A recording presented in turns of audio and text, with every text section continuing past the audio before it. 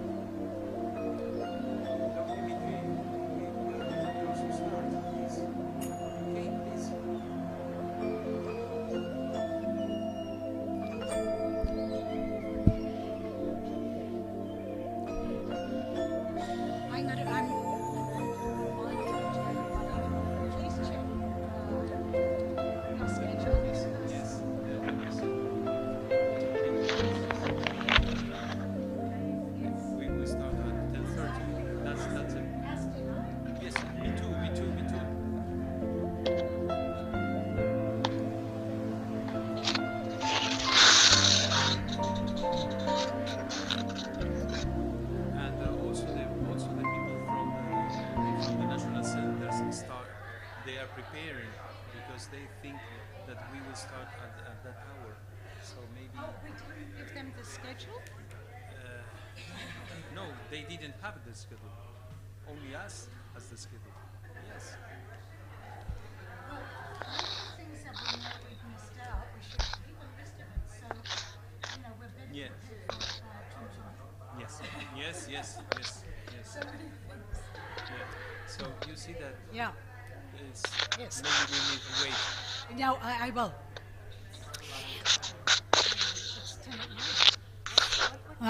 Excuse me, everybody. Yes. I am the first to blame myself. I assumed our session would start at 10:30, but on the agenda it starts at 10. So I think we've all got to. I know that some read their agenda. 10:30. We need to start at 10:30. 10:30. Everybody knows 10:30, and the people from the online also. Well, how come on our agenda we've got 10 o'clock? But nobody has this agenda, just only Do you have, Estonia, do you have the agenda? What time does it say on your agenda? It says 10. So people do have the agenda. Okay. How about the online people? Online people, no. Exactly, yeah. Online people, they don't have one. Yeah. And I will impress this on everybody that we must start tomorrow at 10. We must start at 10 on the last day because it's all been, our timing is based on that extra half hour.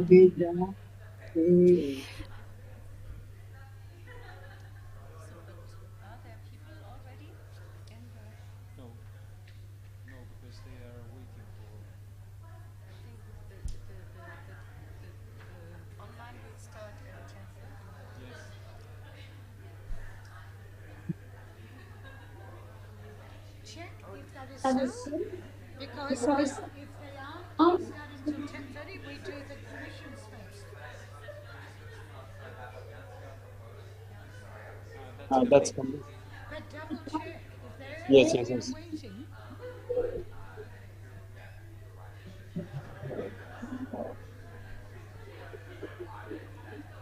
Or we can get rid of our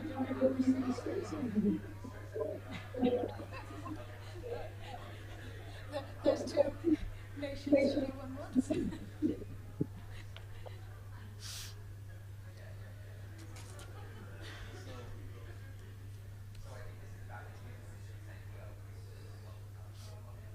Well, start to scream to say something here. Fabrice also. So there are people online? Yes, Seeker is online. Because it would be wonderful if we could follow, instead we just put Canada and USA going. Okay. I Yeah. can see this online. And again, we're going to, it looks like we're going to go a bit slow anyway, because everybody's assuming it's 10:30. Yeah. They're not there. Yeah. Yeah.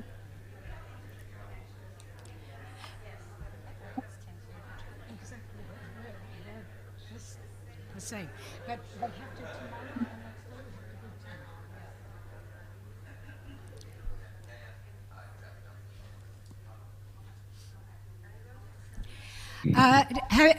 Any of you, you know that your compatriots are not here. If you could just send them a message to say, please come quickly, because you're not alone in thinking it's 10:30. That all of us, bar one person, thought it was also 10:30.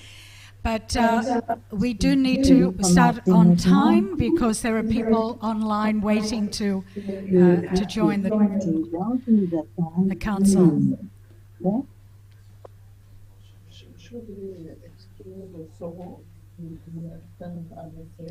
Yes, please.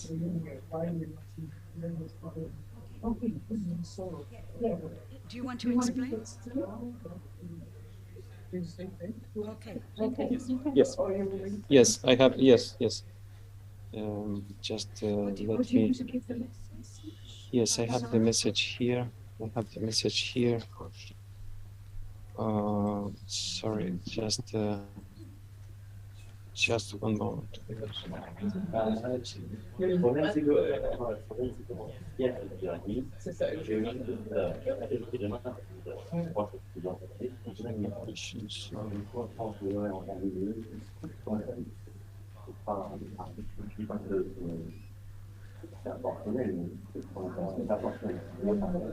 So, may I? Yes. Okay. So, good morning, everybody.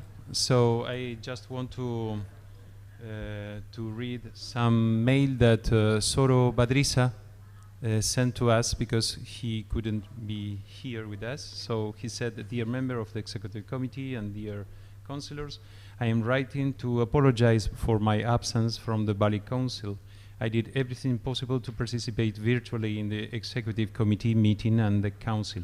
Unfortunately, I am in a city in Mali, Sikasso, in a suburb where the internet connection is unstable and does not allow me to be online. I had more to another city to send you this email. I am really sorry to all the members of the executive committee for my absence. I really want to participate in the meeting, but unfortunately, sorry again to everybody. I wish you a very nice meeting. See you soon. Best wishes, Soro Badrisa from Africa." Thank you, Soro.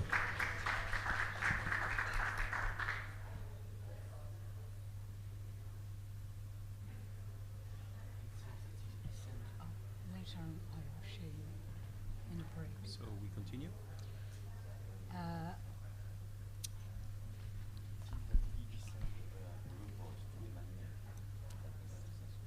Okay. Do we have everybody here from... Do you have an idea? Is this about the... Should we check with the registration?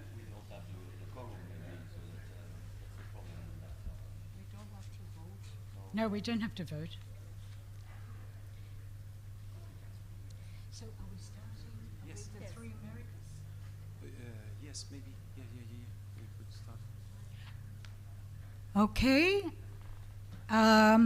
We will continue with the reports. I will just give a brief summary of the Three Americas Commission, because we will, the national centres who will report today are from the Americas. The president of the Three Americas Commission, Ruben Dario Salazar, alas, he has resigned as the chair of this commission and as a member of the executive committee. So on his behalf, I will summarize the work of the commission during the past 2 years.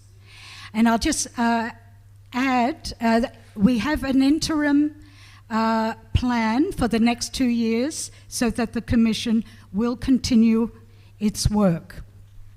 But this is from Ruben's report.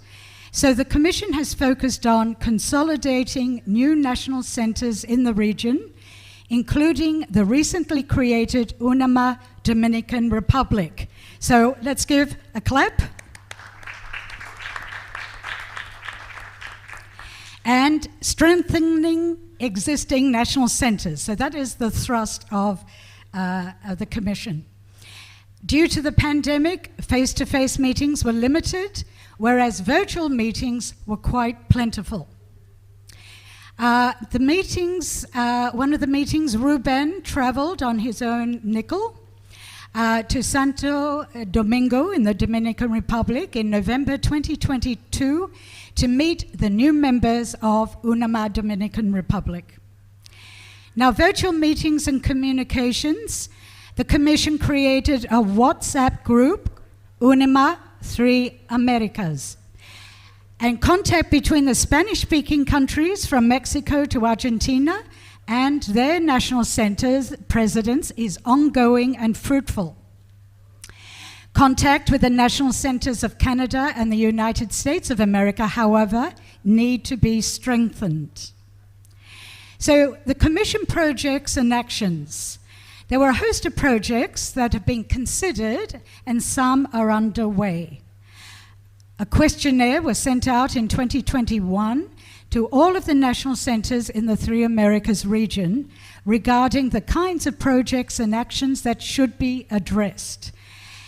And these included focuses on the following: how to staging puppet theatre, especially during this challenging period, the need to hold colloquiums on puppetry and therapy, and on puppetry and mediation.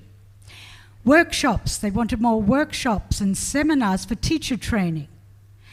And they considered offering virtual diploma courses on puppetry techniques.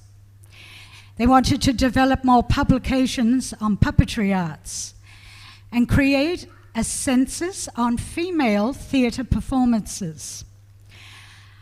Wanted to develop more festivals, virtual parades, and campaigns in favour of biodiversity with puppets.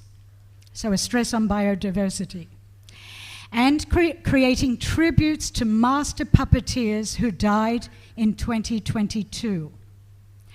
These projects are events would be held in Argentina, Brazil, Bolivia, Canada, Colombia, Costa Rica, Cuba, Chile, United States, Guatemala, Honduras, Mexico, Nicaragua, Puerto Rico, Dominican Republic, Venezuela, and Uruguay. And I'm sure, have we got Dominican Republic there? And Dominican Republic should be there. And you will see in the dossier, you will see all of the members of the Three Americas Commission. So now we will turn, is Argentina online? Yes, Natividad Martone from the National Center of Argentina. Hello, Natividad. Hola, Natividad. ¿Cómo estás? Hola, buenos días, buenas tardes y buenas noches a todos. Bueno, queríamos agradecer, estamos muy contentos de estar acá representando a la UNIMA Argentina.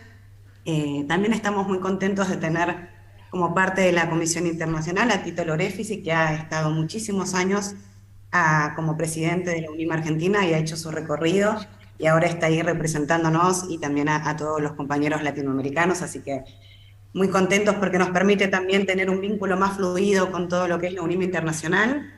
Bueno, queremos contarles que la comisión directiva fue electa el año pasado, en 2022, está conformada por 5 mujeres, hicimos nuestro propio reglamento interno para poder contener dentro de las acciones de la UNIMA Argentina un montón de comisiones, de compañeros que trabajan en distintas comisiones.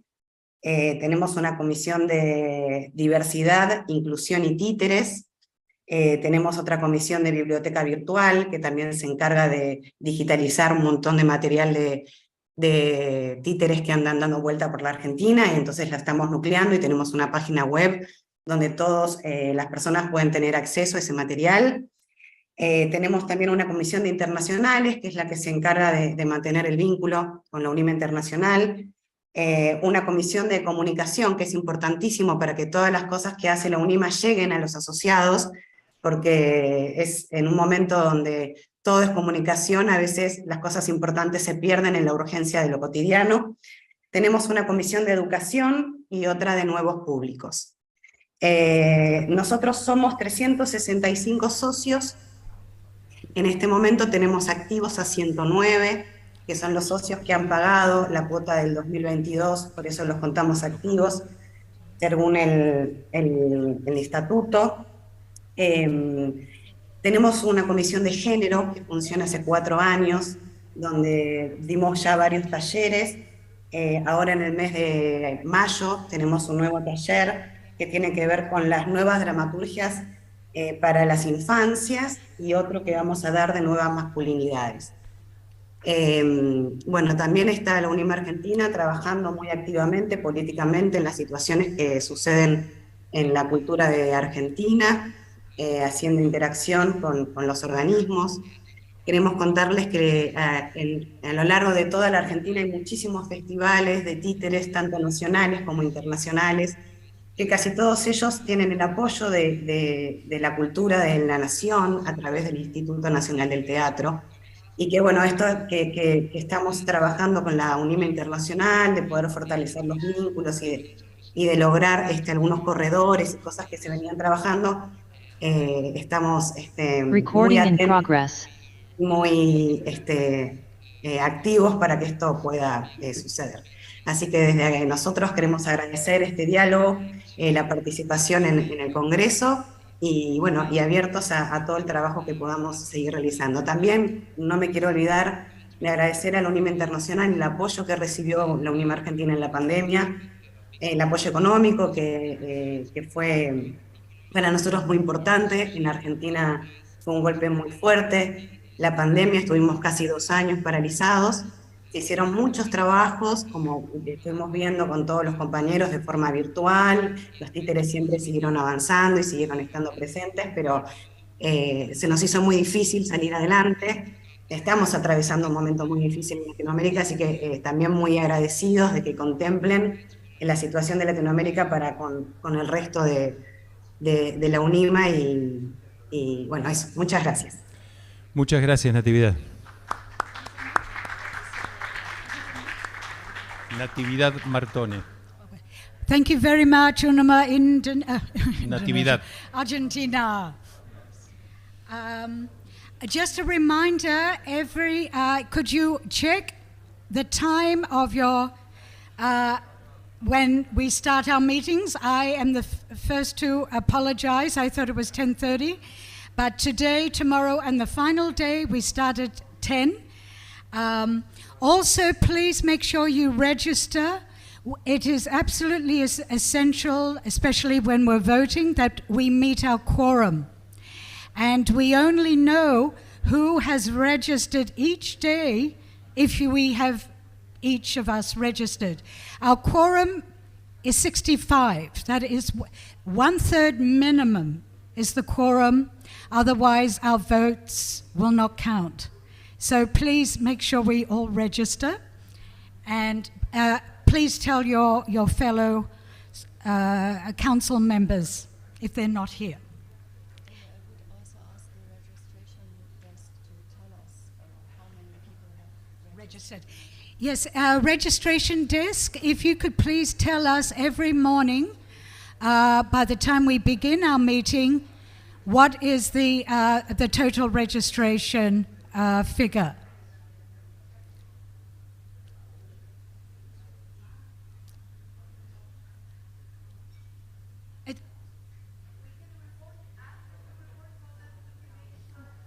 Okay, because there's all the online people, yeah? Okay. Shall we continue? Okay. Brazil? Yes. Beth. Hi. Beth from Brazil, please. Hi. Good night, good evening, good morning. Bom dia. Bom dia, exatamente, bom dia. Dear attendees, I am Elizabeth Bado, and I'm honored to represent Brazil today and extend my warmest greeting to all of you. Well,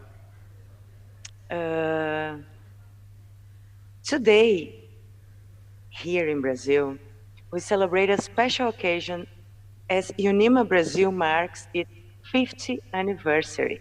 Today. Really? Bravo, BTV. Thanks. If you want to send a greeting to Brazilians, puppeteers, the time is now. Dennis, please show us the audience for our colleagues in Brazil could see the people. Can the camera please show the audience? Oh, Can you thanks. see? Yes. No. Yeah, you No. just see us. Can you see? Can you see the camera, please? Yeah. Could camera? take the... Yes. Yeah. Okay. Okay, okay. Thanks. Well, Beth, remember what we can have I say? 3 A minutes. time. Okay. Thanks. Well, the COVID protocols prevent us from wearing many significant activities. Okay, my English. In the last year. How we live in this moment and celebrate moment, we prepare a video to introduce you our association and our puppeteers here in Brazil. Então, please enjoy the presentation, the video. Thanks. Obrigado, Beth. Please.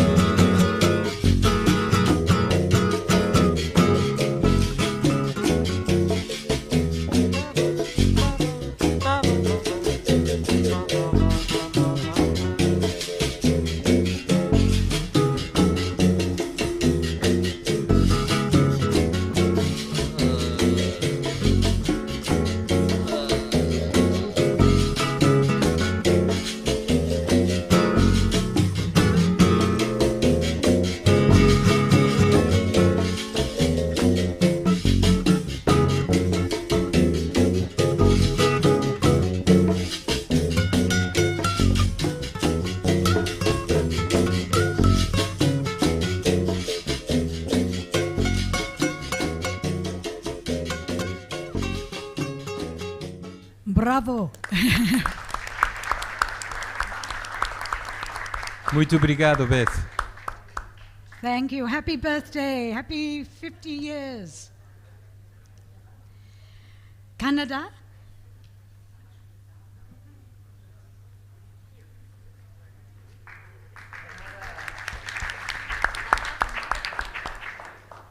Which one? This one? Hello. Hi, everyone. Yeah, I'm Sabrina Baran. I am the president of UNIMA Canada and also the councillor. I feel very privileged to have the chance to be here in person with you and everyone online. I have to say that I was deeply touched by the presentation of some of my colleagues yesterday, and I would like to say in French that on est vraiment de tout cœur avec vous. I will start my presentation by acknowledging the traditional, ancestral, unceded territories of the many and diverse First Nation in what we now know as Canada. I believe that through arts and puppetry, we can contribute somehow to the long healing and decolonizing journey we all share together. We have so many wonderful First Nations puppeteers that I invite you to discover. For many years, UNIMA Canada has been bringing people together across the country. Next slide, yeah, well, perfect. Today our arts and our association are in full bloom. Since its foundation in 1969, UNIMA Canada has gathered an unprecedented numbers of members. We are now 300 and it's still growing. Yeah, we are composed of 4 dynamic sections: Quebec, Ontario, Atlantic, and West. Our board of directors is made up of 10 elected volunteers coming from our 4 sections. We are 4 councillors too. We have Jim Morrow from Atlantic, Peter Balquill from the West that are joining us online. And we have a new councillor joining me. She's here taking pictures. Hélène Ducharme, it's our first council. Yeah, welcome. And we also have the chance to have 2 other board members from the Ontario section here. We have Andrea Kovac and Amy Poulain. Thank you for being here. Perfect, the slides are coming and it's perfect. UNIMA Canada is working hard to keep Canadian puppeteers connected. So of course, our members benefits from efficient and functional website, a member directory, an active Facebook page, and a newsletter. We also propose a festival lottery that gives opportunity to members to be immersed in major festival, puppetry festival in Canada. We're also organizing cross-Canada chat, recurring virtual meetings for members to encourage exchange, strengthen the community spirit. And yes, we are now in the page of Section Québec called l'Association québécoise des marionnettistes, the locomotive of puppetry in our country, a precious partners to develop common projects. They offer training, circle of practice, popular university of puppetry, residencies, a wonderful publication called Marionnette, and they also currently developing a digital portal for puppetry. With them, we are also working to organize the international networking meetings, the MIC during Castellier Festival, during also the symposium that AQM organized on the art of puppetry. We organized the bilingual roundtable. It's almost the end. Oh my God. Okay. I really want, you see this section Ontario visual, and I just want to finish by telling you our brand new project. It's a UNIMA Pro Circuit, a pan-Canadian training, a cohort of puppeteers that go in 4 different master classes in 4 different puppetry institutions. Can I finish with like the 2 last section? You can jump on the next, this is the Atlantic section and the last video from the West. So you can see now all the wonderful places of Canada and the dynamic scene in puppetry. Thank you.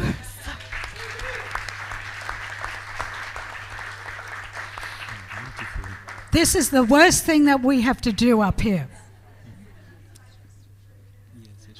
Okay, now we have Colombia.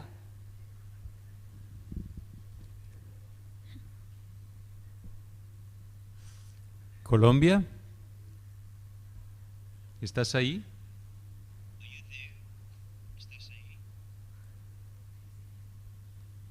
If not, is Costa Rica there?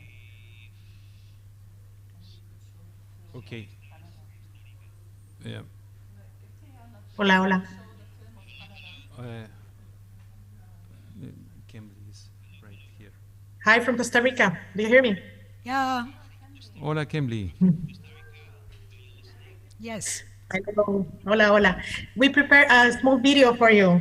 So, Oh, Kimberly, could you tell everybody who you are? Kimberly.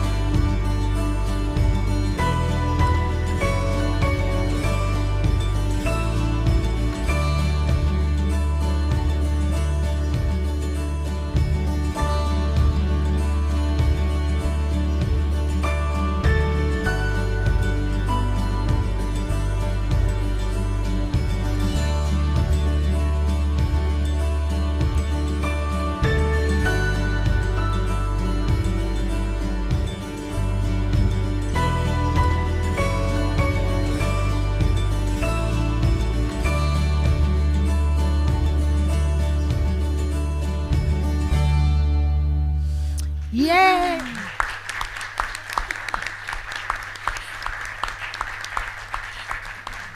Thank you, Kimberly. Wish you were here. Chun, you'll be there, yeah? thank you. Thank I you. hope. Yeah. Buen trabajo. Colombia, are they online? No. Okay. Venezuela? Venezuela.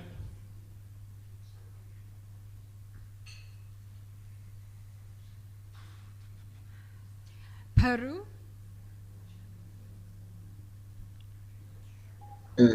Martín, ¿estás allí? Martín Molina, Perú.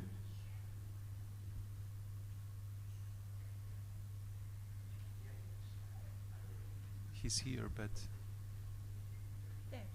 Ah, okay. Martin? Martín.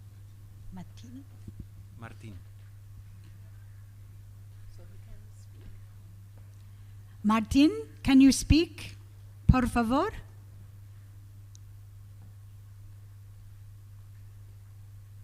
¿Puedes abrir el micrófono, Martín?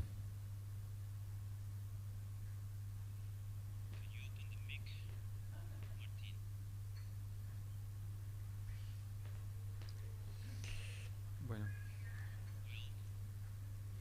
Otherwise, so Venezuela, Peru, Colombia, no one there yet? Shall we go to the United States? Yeah, United States. United States.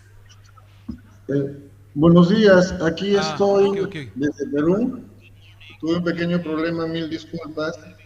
Bueno, muy agradecido y contento por estar con todos ustedes a pesar de la distancia. Nosotros en Perú somos una UNIMA pequeña con un largo periodo de inactividad y que en la última gestión, con mucho esfuerzo y trabajo, hemos venido reactivándonos, encontrando maneras de hacer y desarrollar nuestros proyectos y nuestros sueños. Descubrimos que nos funciona más el trabajo por proyectos, de manera que a través de proyectos específicos nuestros miembros nos organizamos según nuestras posibilidades, necesidades y capacidades.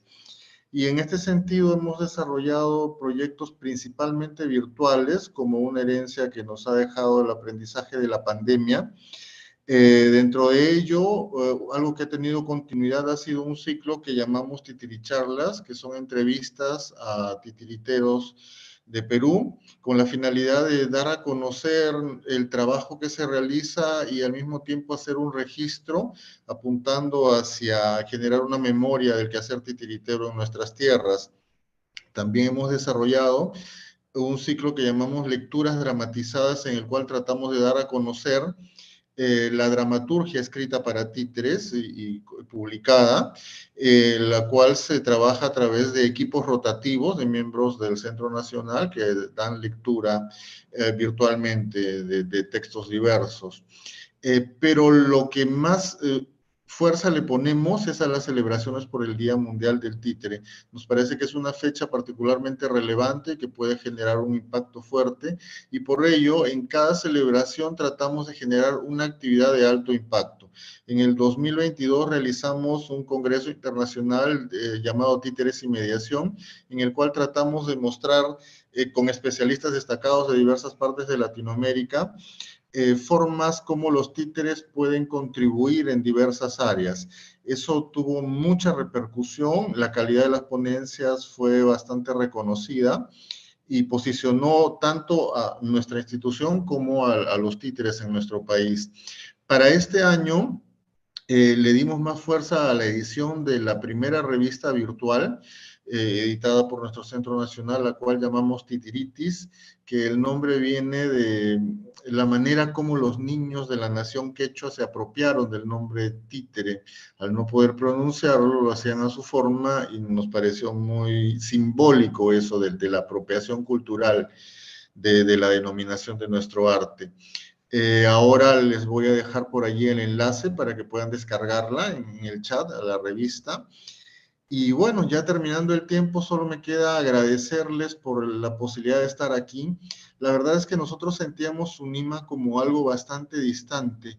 Afortunadamente se están tendiendo puentes que nos permiten estar presentes. Es valiosísimo que nuestra voz se escuche, que nuestra opinión se tome en cuenta también, y eso nos hace sentirnos más parte e ir generando una identidad dentro de esta gran UNIMA. Muchísimas gracias. Muchas gracias, Martín. Thank you, Martin. United States of America. Hello, I'm Kristen Haverty, counselor from the UNIMA USA. You'll hear a lot of me in just a second in a video. So I just want to welcome everyone. We have lots of UNIMA magazines that we've brought and some sewing kits and other merchandise. If you'd like to come, it's please come and take it so we don't have to take it home. Thank you. Terrence, you have the video? I'm Kristen Haverty, counselor and board member of UNIMA USA here in Atlanta, Georgia, home to the Center for Puppetry Arts, UNIMA USA's headquarters. UNIMA USA represents over 415 members from across the United States. I'd like to highlight a few activities in service to the mission achieved through the dedicated work of our incredible board of directors and our members. During this period, the Board of Directors developed a new strategic plan committing to the values of community, creativity, diversity, and preservation. These core areas are intricately tied to our key programming, which has been sustained and developed during this period, such as the periodical Puppetry International, PI, continues to be a great resource for members and puppet enthusiasts. UNIMA USA is also thrilled to announce the development of Puppetry International Research, PIR, a new peer-reviewed scholarly journal. Another key program, the Citations of Excellence, are peer-judged awards and are intended to recognize excellence in puppetry. Winners of Unima USA Citations of Excellence can be viewed on the Unima USA website. In 2022, Unima USA recognized the inaugural winners of a newly established Nancy Staub Award for excellence in publications on the art of puppetry. Unima USA also awards individuals who have fulfilled the goals of Unima USA in extraordinary ways, and in 2022 and 23 recognized Donald Devitt, Marianne Tucker, Carol Sterling, and Paul Vincent Davis for their continuing contributions. Unima USA also continues to support puppetry training through the scholarship program, increasing the amount awarded annually by 50%. During this period, scholarships were offered to artists to study both in person in Belgium and virtually in Iceland. Unima USA also sponsored the New York International Puppet Fringe Festival, the Chicago International Puppet Theater Festival, and looks forward to participating in the upcoming Puppeteers of America Festival to be held at the University of Maryland. Unima USA has also partnered with the Center for Puppetry Arts to present Zoom programs on various topics of interest to the puppetry community. Through these tumultuous times, Unima USA's social media pages and website have been a continuing source of connection with our members. Since last reported, Unima USA has had a nearly 50% increase in social media traffic. As we look to the future, we hope to continue supporting the puppetry community both in the United States and abroad, furthering the mission of Unima to promote peace and mutual understanding through the art of puppetry. On behalf of Unima USA's Board of Directors and all of our members, I'd like to thank our gracious hosts, Unima Indonesia, and the leadership for organizing this meeting, and I wish everyone a fruitful council and continued success for the next 2 years and beyond.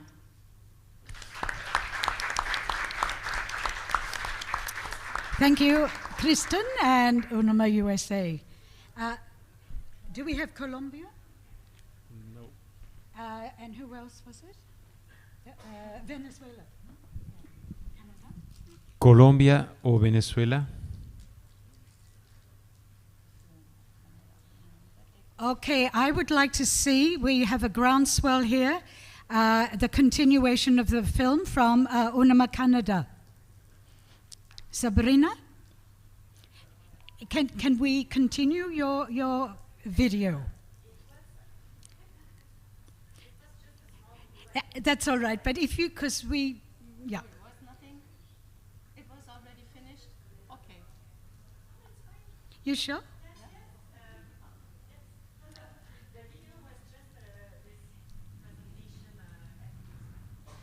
Okay. Thank you. Okay. I thought we would have broken. Okay. Okay. No. Well, we have some time for questions and remarks. Oh, we're seeing it now. Yeah, but it's nice.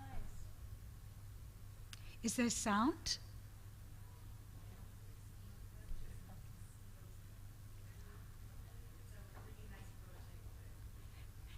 Can it continue?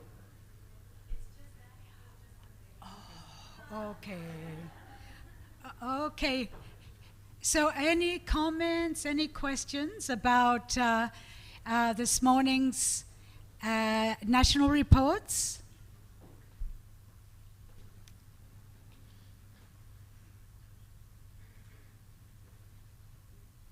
Do you have something, Emmanuel?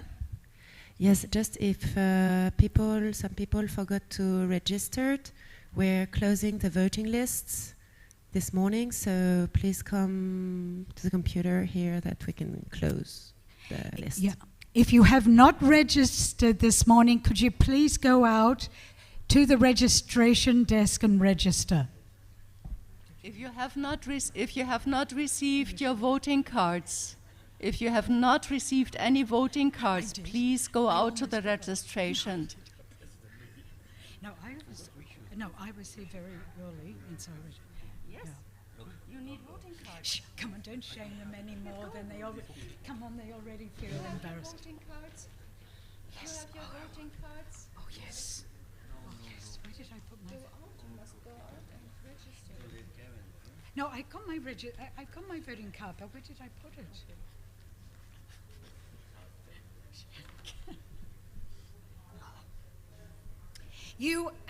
You received a voting card, correct?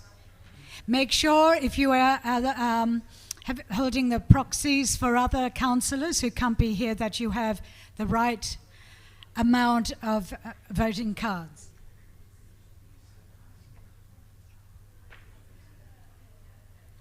Where is my voting card? It looks like this. I know what it looks like, but I can't.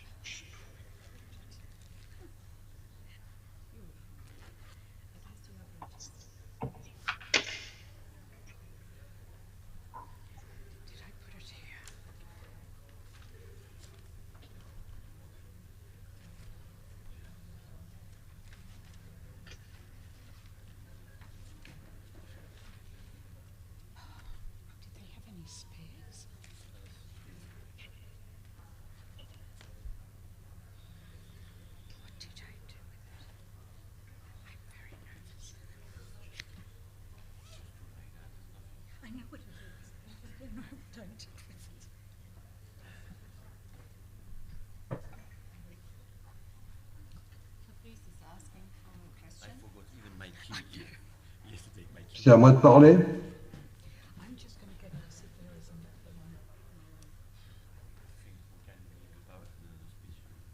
Yes, please, Fabrice, please, speak. Oui,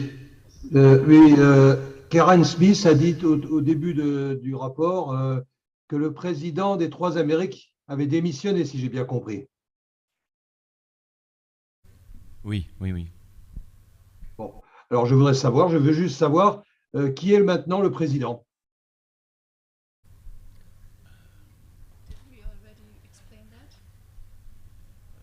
On peut le dire.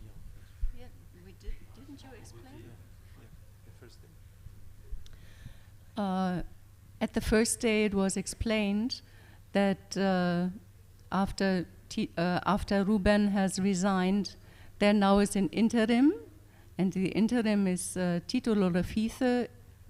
He is the new interim head of the Three Americas Commission, and he's getting support from Louise and Karen and Christine from the other Americas. Oui, ben c'est tout, ça m'a échappé. C'est une information qui m'avait échappé.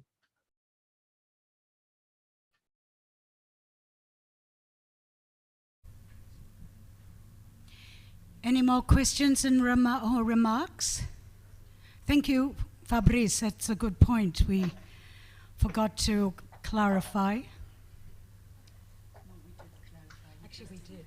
We did say there's interim. Ah bah oui, il faut savoir s'ils l'ont oublié ou s'ils l'ont pas oublié. If there are no more questions or remarks, we are going to return to the remaining commissions, and we will start with Humanitas Commission, which will be followed by the Cooperation Commission. Is Kata, are you there, please? No, we thought we put just time because this was part 2. Yes, here I am. Ah, hello. Can you hear me? Yes. Okay. So thank you very much. I also, as yesterday with the Hungarian Center, I don't want to repeat what we already said in the report. We just would like to, I just would like to really underline that our aim and our missions, and just 2 sentences about what we did. We were really busy with the Afghanistan's case and the Ukraine's case, and also our aim is the people reacted really emphatically about the Facebook page, what we've done, and immediately they wrote us about their own problems and situations from Syria, Lebanon, Libya, Pakistan, and so on.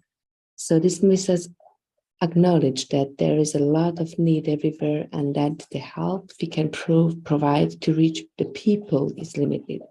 This is why we think that we should find a procedure regarding how we can show these problems to others and how we can help puppeteers in need. And also, I just would like to add that on the last Humanitas meeting, what was 2 weeks before, we were discussed about our proactive ideas, what means that except that we would like to help these peoples and in these needs, we are trying to organize some meetings around difficult topics. We gave some titles as Peer-forming gender with objects, or puppetry arts of displacement, or performing gender, or planetary matters, or creating puppetry beyond restrictions. So also we would like to organize some meetings when other puppeteers can connect. And until now, and still we are inviting everyone who would like to connect to us. Thank you. Thank you, Kata. Cooperation? You all know Salma Mohsini?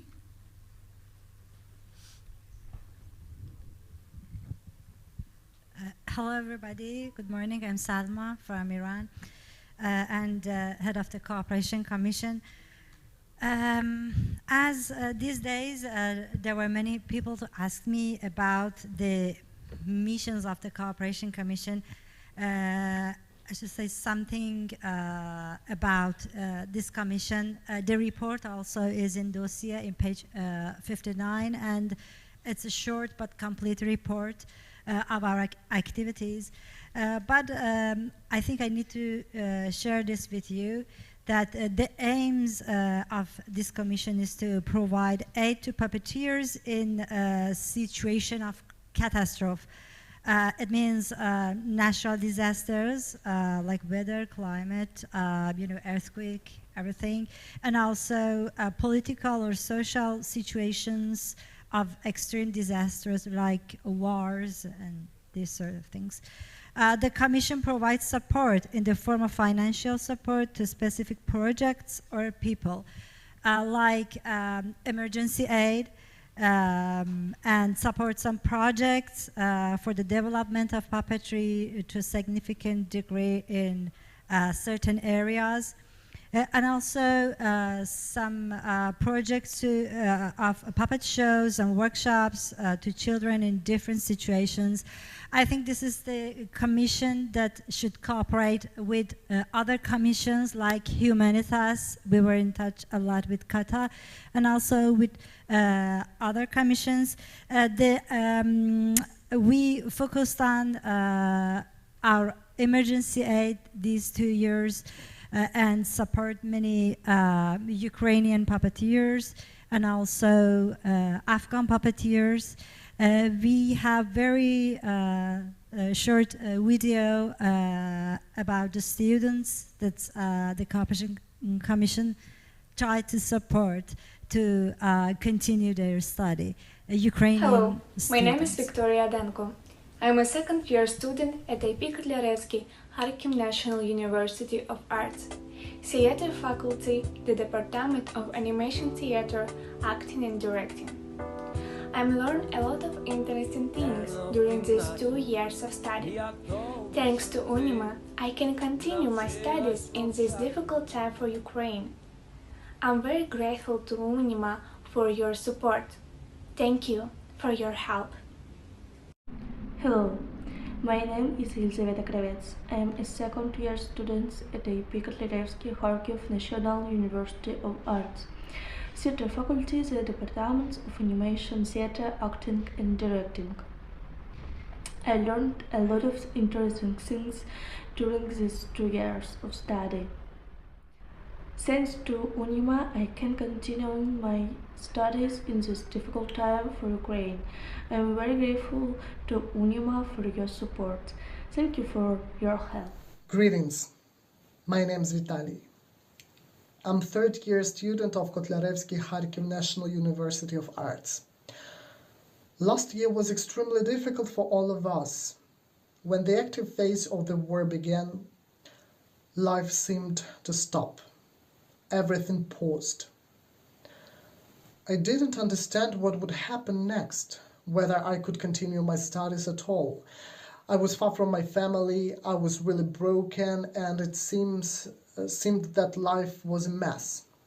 But when I was told about the possibility of receiving help from the organization UNIMA, it became a breath of fresh air. I got another chance to continue my development in this profession. I found myself again. I'm really grateful for this help from the UNIMA, because now I continue my studies, learn about the history of puppetry and improve my skills in puppetry. I hope that I will continue to connect my life with this art and bring my contribution to it in the future. I'm extremely pleased to be part of this great, friendly community. I'm so grateful for the opportunity to continue my journey in puppetry art. Thank you.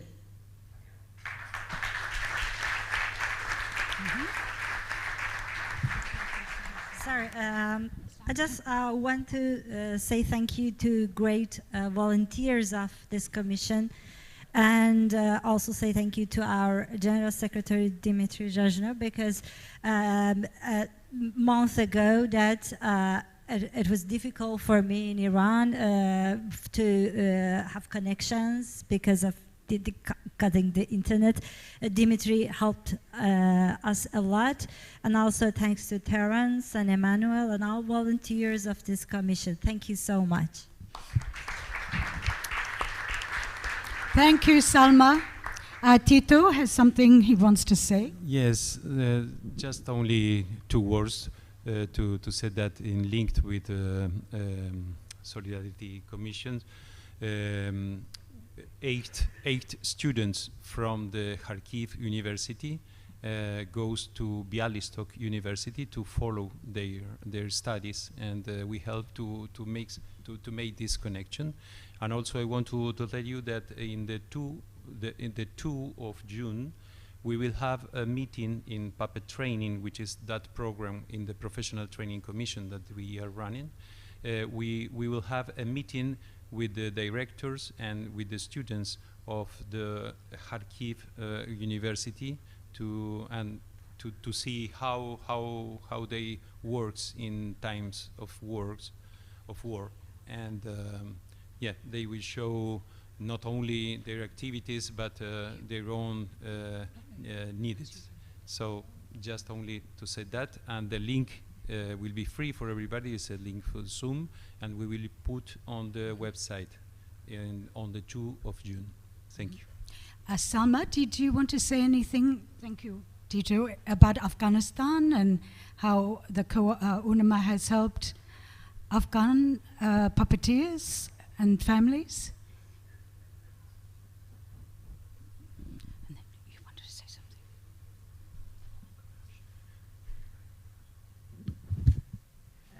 Sorry, actually, I didn't want to repeat the things in my report, but there were 10 Afghan artists that the commission tried to help them.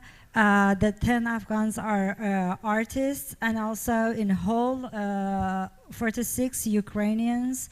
That 28 of them are artists, 7 puppetry students, and also 11 are family of artists, including children and elderly.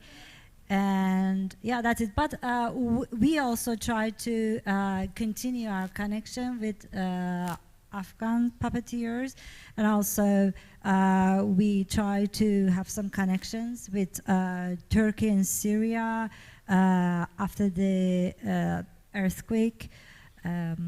Yeah, that's it. We are going on. Yeah. And thank you to all of the national centers.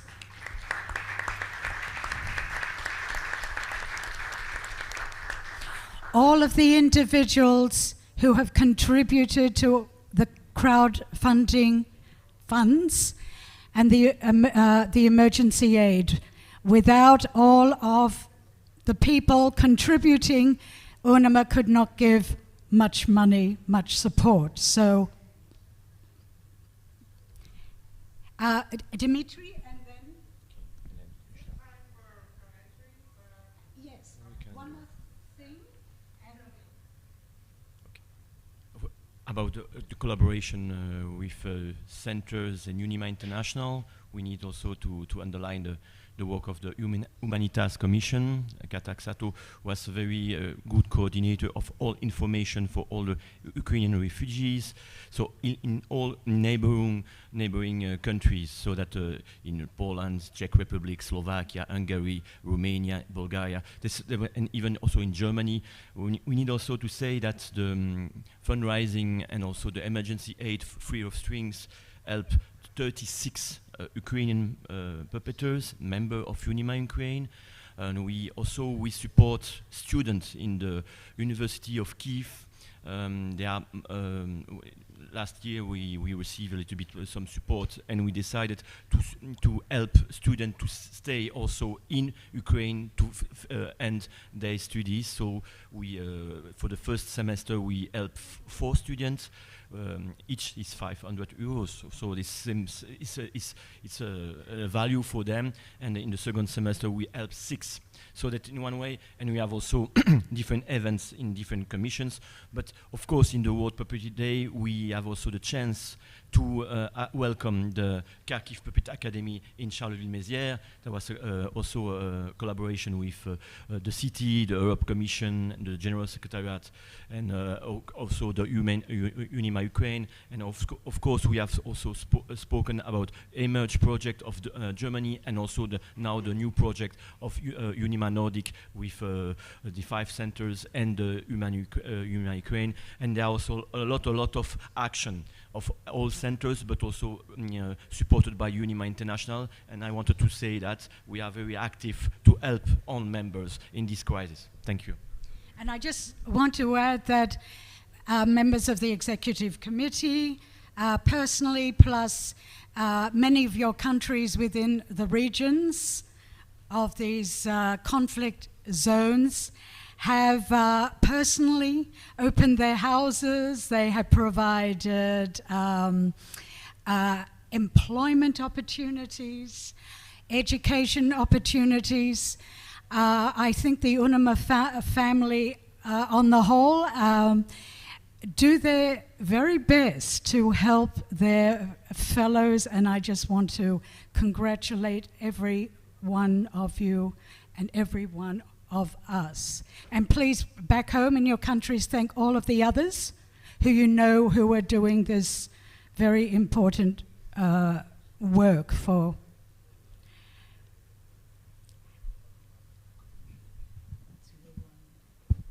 Hello. So I'm Hélène Duchamp from Canada, new councillor, so I'm new to those information. I just want to say it's a wonderful work that is done by this commission, and I don't know all the members that are part of it. Someday I may know them, but just maybe pointing out that for a centre like Canada, we also receive, of course, demands from all across the world, because now we have very great difficult moment in many countries, and I'm very happy to hear all what was done. But we also have demands from Latin America, for example, from Colombia, they had problems, and also from Africa. Africa is a very big continent, different countries like Mali, like Burkina Faso, they had they're very struggling with the politics there. There is wonderful puppetry. There are very great memories that is lost there. So I just want to point out, I don't know who is part of that commission, but when people are asking to Canada, we always refer them to this commission, because Canada would give to the commission, and the commission would decide who they are supporting. And I think it's important not to forget all the other continent, the other countries. It's not something bad that I'm saying, it's just we have great demands. It's important to be open to all those terrible wars that are going, and terrible catastrophe from environment and everything that is going in our world. Yeah. Thank you. Yeah, we all wish that UNIMA was more wealthy, and that we were all more wealthy to give 1/10 to tithe to UNIMA for all the world's terrible difficulties. One thing, say for Africa, one thing with the help of UNESCO and the professional training and of course the Africa Commission and those African countries, what UNAMA with that grant from UNESCO has been able to provide is this professional training opportunities. So in some cases it's actually money so that people can eat, or it can be money so students can continue their education, or it could be giving them the means so that they can be professional, in our case, puppeteers or teachers. So, you know, there are various ways that we as individuals and as UNAMA can support. And it's not just always money, because, you know, with crowdfunding, the money comes from all of us, doesn't it? You know, UNAMA has... So anyway, but any ways that you think that we could help more, and you have really kind of good ideas, go to us, you know, the board, to the Cooperation Commission, and whatever is viable, and whether it is support in money or whether it's support in other ways, if it can be implemented in a project, a program, that would be great. Salma. Just two words from Helen from Idoia, that she said, thank you, Helen, to point this out, because it's very important to don't forget the rest of the tragedies. So. But UNAMA cannot save the world. Even the United Nations can't save the world. We try.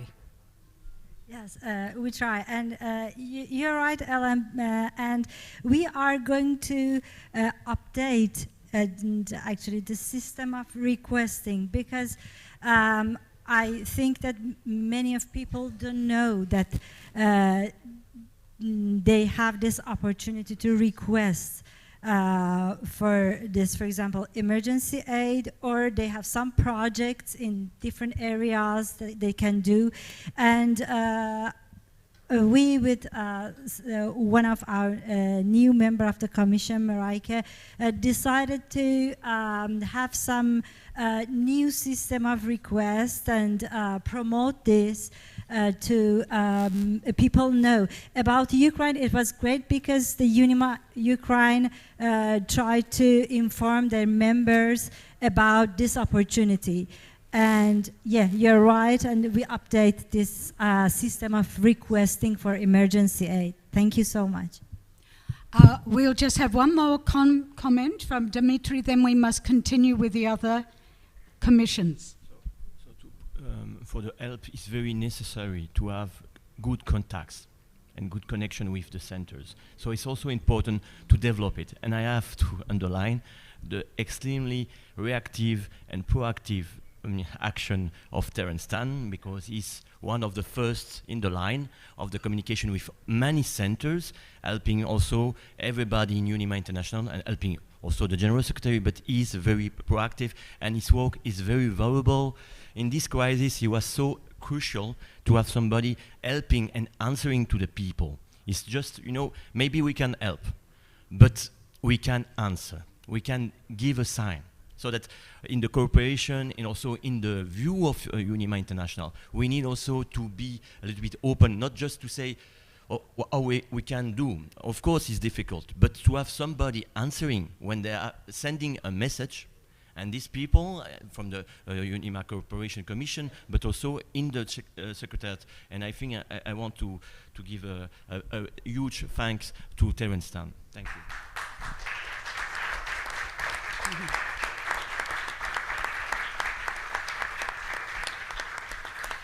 And I just want to add one thing. What Salma has been reporting on is just really the last 2 years. This is ongoing. You know, we've been doing this in other years, and we have been tending to kind of focus on these crises, you know? And it will continue. There'll be another part of the world we have to now really, Turkey and Syria, you know, but it's a big world and there's a lot of problems, but this is the last 2 years. So Now we have the Research Commission. There is a questions from Fabrice also. No, after. We've got questions at the end of the day. Research. See here? Let's get through these commission reports.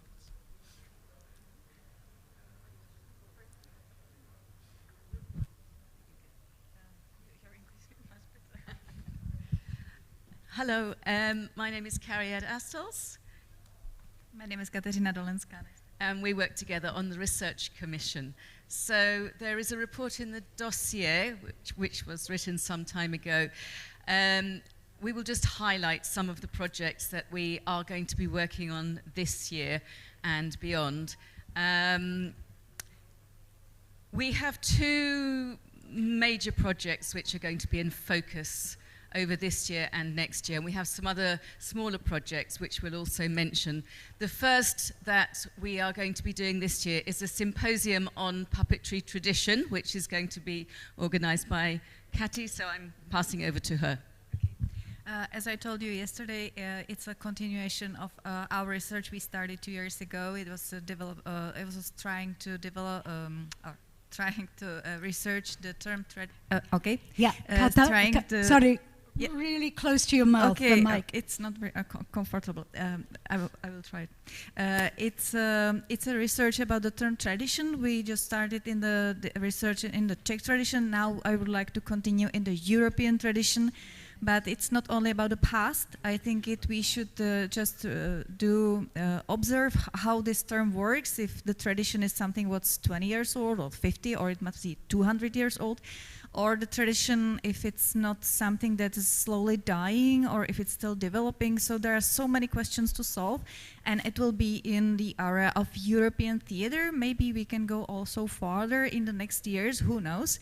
And in dossier is written that we are awaiting the result of funding, so I can say we succeeded, so the conference definitely will be on, because we received the support of the Ministry of Culture of the Czech Republic. So I'm very glad, and I would like to invite you to Prague. It will be held in November, and the result will be peer-reviewed book.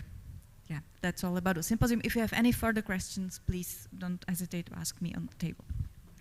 The other project that we've started working on is the publication of plays and writings by refugee, migrant and displaced puppeteers. And this is something that we are raising money for and seeking publishers for, but we are going to gather together both critical and theoretical and academic writings, but also original plays by refugee and displaced puppeteers.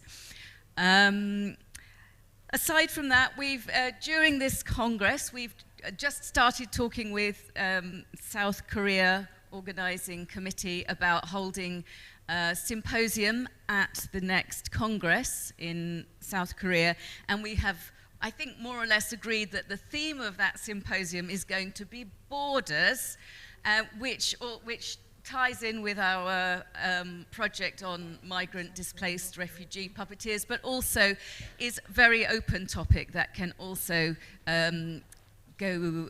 explore the relationship between humans and objects, the relationship between different art forms and many other areas. Separately from that, we're also discussing an event which will be relating to UNIMA itself at the Congress, and this will be in a slightly different format from an academic seminar, because we would like this to be about the future of UNIMA whilst also celebrating what UNIMA has done, and so that may be in a slightly different format from an academic seminar. We are hoping to set up virtual exchange of researchers, which was actually an idea that arose during the pandemic. The pandemic was a hard time, but it also gave us opportunities to develop new ideas. So we're looking at this project where researchers from different institutions can offer lectures or sessions by way of mutual agreement between institutions. And we are also hoping to set up a series of online seminars as well over the next 2 years. I would add some new information. We also would like to share if there's a new printed book about research in puppetry, so we can also introduce them internationally online with this group of researchers, of anyone who's interested in the research. So if something interesting, some interesting research will be finished, we can also speak about it. Yeah. And just to say, if you want to know more, please contact us. Thank you. Thank you, Katarzyna and Kariad. Publication Commission.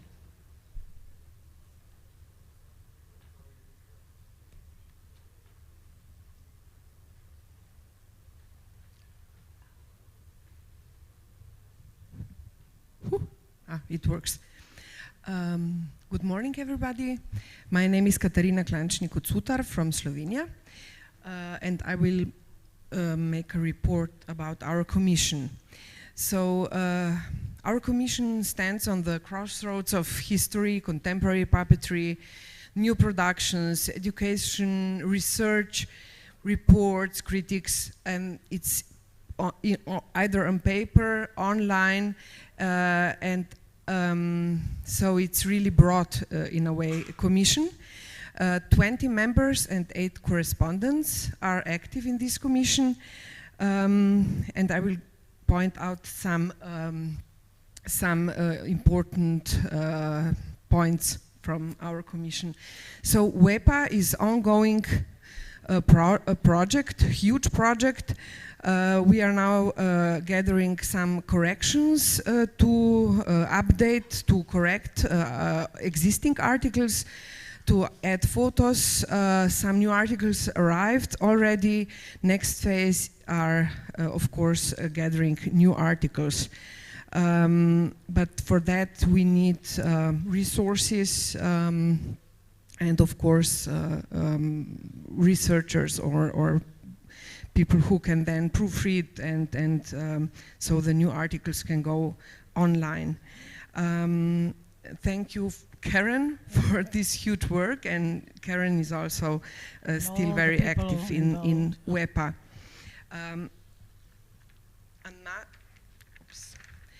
Another recent huge project for which I have to extra say thank you to Franz Hakemars, Michael Bajko, Alessandra Amicarelli, and others is puppetry publications online subcommission.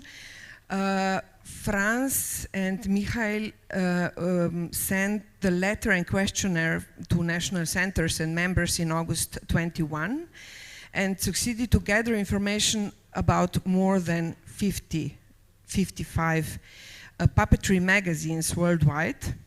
That data is now on the website, and you can get the basic information about those magazines.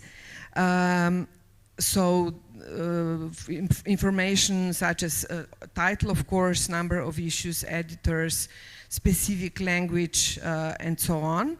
And all those magazines are also on the map. Alessandra Amicarelli and Terence did put this on the map, so you can see also graphically where those magazines are.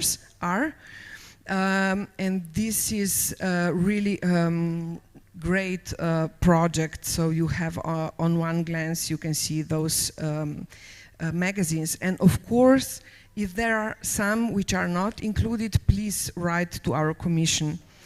And I would like to say something about another great project from Artlime's Hungarian puppetry magazine. Vera Kieno is the editor.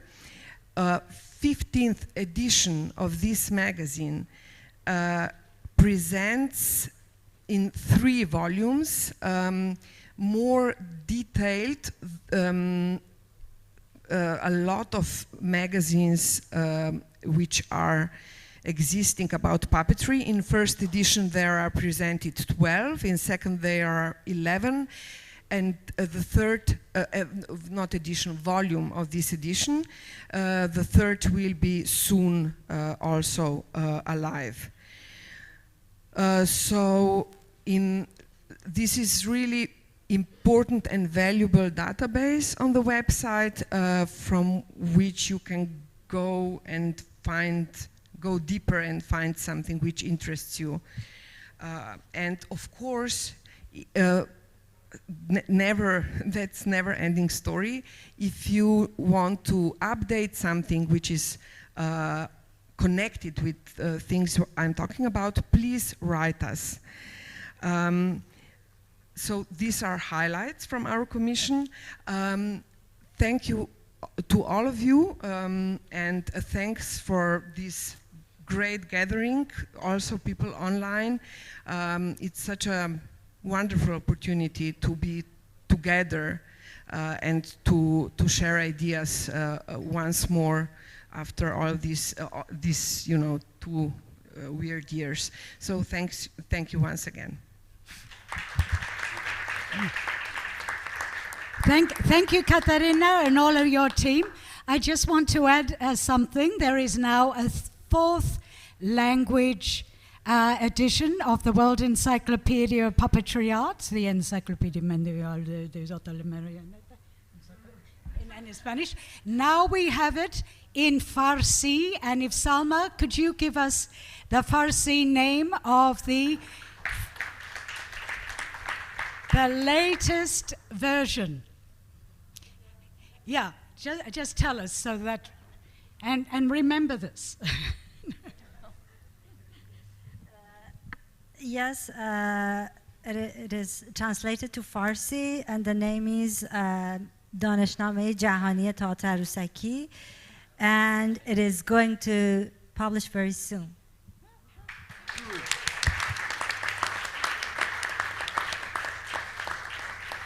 And maybe there'll be a German one, or a Chinese, Mandarin, Japanese in the future. So keep that in mind. It's hard work, but it can be done. Now we will move on. We have one more before the statutes. Part 2 of the youth.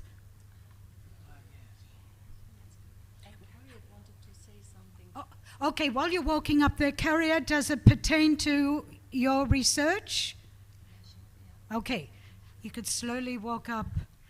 I didn't mention this during our report because it's not set up by the Research Commission, but I thought it would be, because it's related to research, I thought it would be wise for Professor Sedana to mention the seminar that's happening this afternoon briefly, because we have to go in 5 minutes to get to the seminar and set it up. So in my campus, in the campus of the Indonesian Art Institute in Denpasar, about 15 minutes from here, and the only campus that offer all kind of academic degrees, from the bachelor's, a master degree, and PhD degree. So that's why I would like to invite all of you to join our seminar very soon.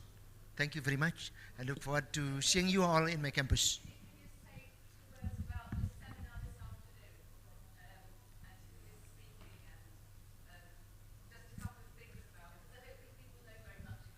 Yes, later on, me will be presenting, Professor Katie Foley, Professor Claudia, and Professor Matthew will be presenting. So we would like to invite all of you to come to my campus later on. It's about 15 minutes from here, and I believe the committee already prepared the cars going over there. Yeah. So thank you very much.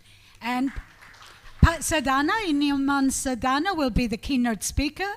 And it's on your program, so if you have registered, please be there. Okay, thank you, Pasadana. Thank you, Karat, for reminding us. And now part 2 of the Youth Commission.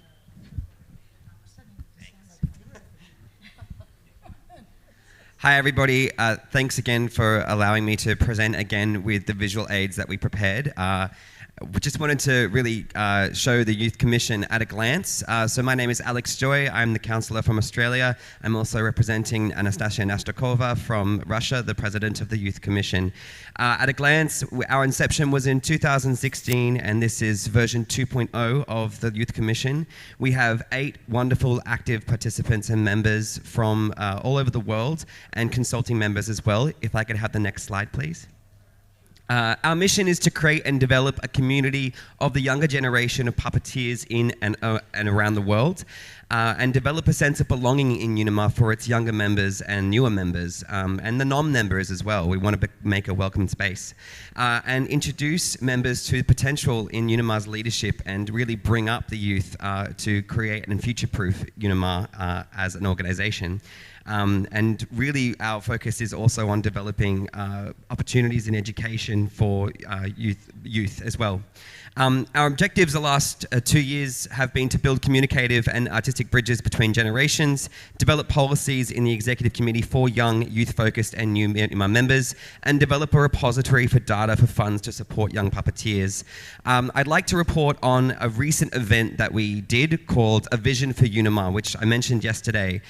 This is really recently, on March 31, we held an open session for all members and including the EC with 3 questions that we wanted to ask members. And in doing this, we tried new technologies to present information and to display information across the membership.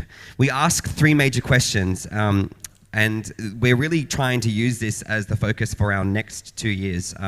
So what is UNIMA for you? Why is UNIMA relevant today? And what are your questions for UNIMA? We wanted to understand what is unclear to the membership and really try to find some ways that we can myth bust some of the misconceptions about UNIMA and some of the reasons that it might seem inaccessible to young members and to new members. So this is our event. We met on Zoom, and we hope to have more of these and really address the concerns. We use a technology called Jamboard. If I could have the next slide, please. And you are able to access all the feedback and all the answers from the membership using this technology. So these are available via links online, which we will share on our webpage. If you could get to the next slide for me, please. It just gives an answer to the question, what is UNIMA to you? And this is what everybody said. And for me, this is really interesting because it reminded us of why UNIMA is so important, but also it gave more insight as to why people actually use UNIMA. And I think this is important when we ask the questions, what's in it for me? Which our members often do in our national centres. And I know that this was spoken about yesterday. So we're going to use this. I think this is how we're kind of creating a groundswell of information that we can move forward with. I'm going to skip to the next slide, please. Why is UNIMA relevant today? I think this one was really interesting to me. To build bridges through the borders that are going up again. I think we're acknowledging today that borders are and conflicts are rising up again. And I think it's really important that the youth really stipulate that we are the way in which we can cross those borders, and young people are the way to do this as well. Next slide, please, if possible. So we would like to propose a new mission for UNIMA that we focus on and are accountable to before Korea in 2025. We would like to use the vision for UNIMA as an example of where we're going. We'd like to act as a commission dedicated to future-proofing UNIMA through a vision and development activities, trying new leadership structures and more lateral structures of leadership amongst ourselves that we trial and report back on and make recommendations to the EC. I think this is important to think about how we want to see UNIMA in future. Our lateral style of communication is really joyous, and we really want to invite you to come to our sessions because we find that we are having fun and we are really an exemplar of cooperation as well. And as we continue to come together and discuss different ways of doing things and giving a bigger picture view of what can and can't work in UNIMA and what needs to change, we want to make sure that we also think about how we can do this and streamline this with technology, which we're very adept at. If we could jump into the next slide, please. So we are proposing a new project called How to Unima, and this is a web page and an induction program for young members. We want to start with a web page that creates space for new members regarding frequently asked questions and the things that they don't know, and they don't, we can't join in with what we don't know.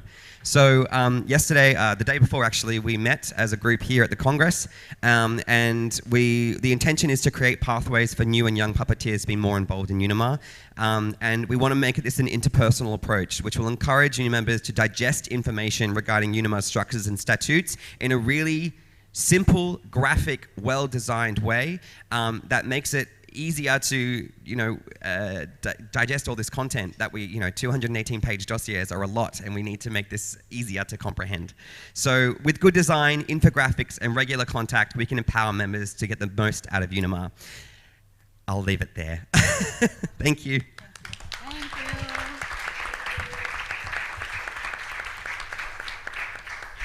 And that was a great session on March 31st. I was hoping there'd be more people there. You really missed a fun 2 hours. Start small. We will be back. Yeah, statutes?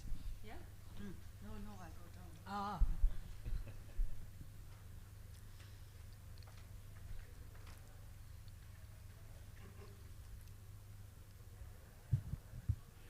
So this will be probably the opposite of what we just heard about the Youth Commission, because as you can imagine, the Statutes Commission, or Statutes and Rules of Procedure, are really a very dry matter.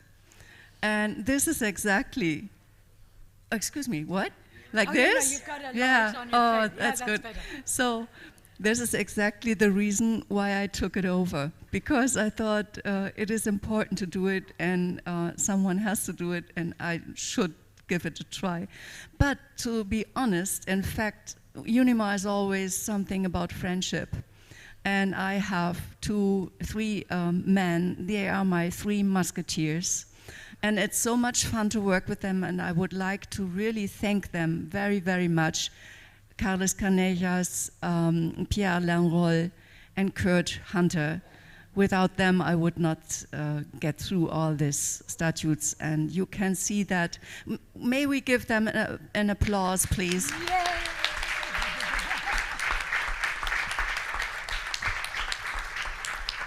So we met, at first we met in person, and then we met several times, sometimes even monthly. There was a period when we met monthly, but of course via Zoom, to get through what you have seen now in the agenda, in the dossier. But also we have approved more than 11 statutes. We have at least looked through more than 11 statutes, but then approved 11 of them. So now we have 11 new national centers. So this is also the work of the Statutes Commission.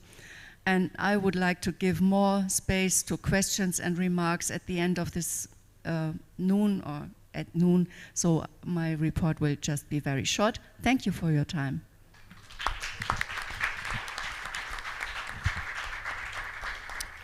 Thank you, Annetta and the 3 musketeers. What we have now is the provisional project 2023 to 2025. Who is presenting that?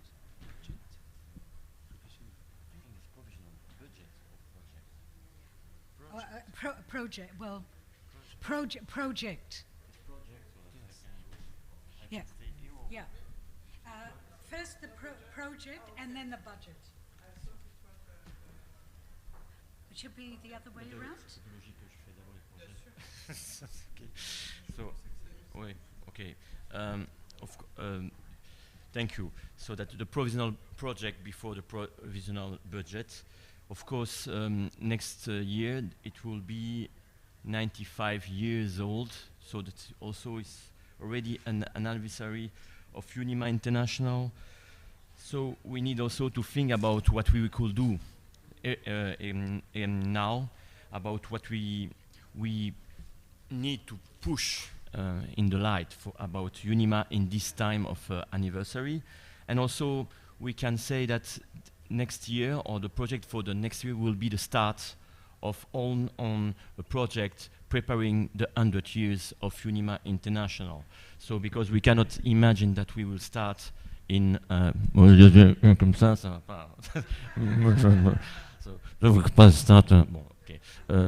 so that it's very important also to ask to all the commissions to propose a project, because it's not only the goal of the General Secretary to decide every project of every commission. So that the main goal is also to have the collaboration for all commissions about the fact that we will start 5 years of preparing the 100 years, and we can start next year with the anniversary of 95 years old. For me, when I try to project the events of UNIMA International, it seems that we lack all the time of visibility. So it's just also the kind of promotion and the pride to be a member of UNIMA International, and also the pride of an organization and what we are doing.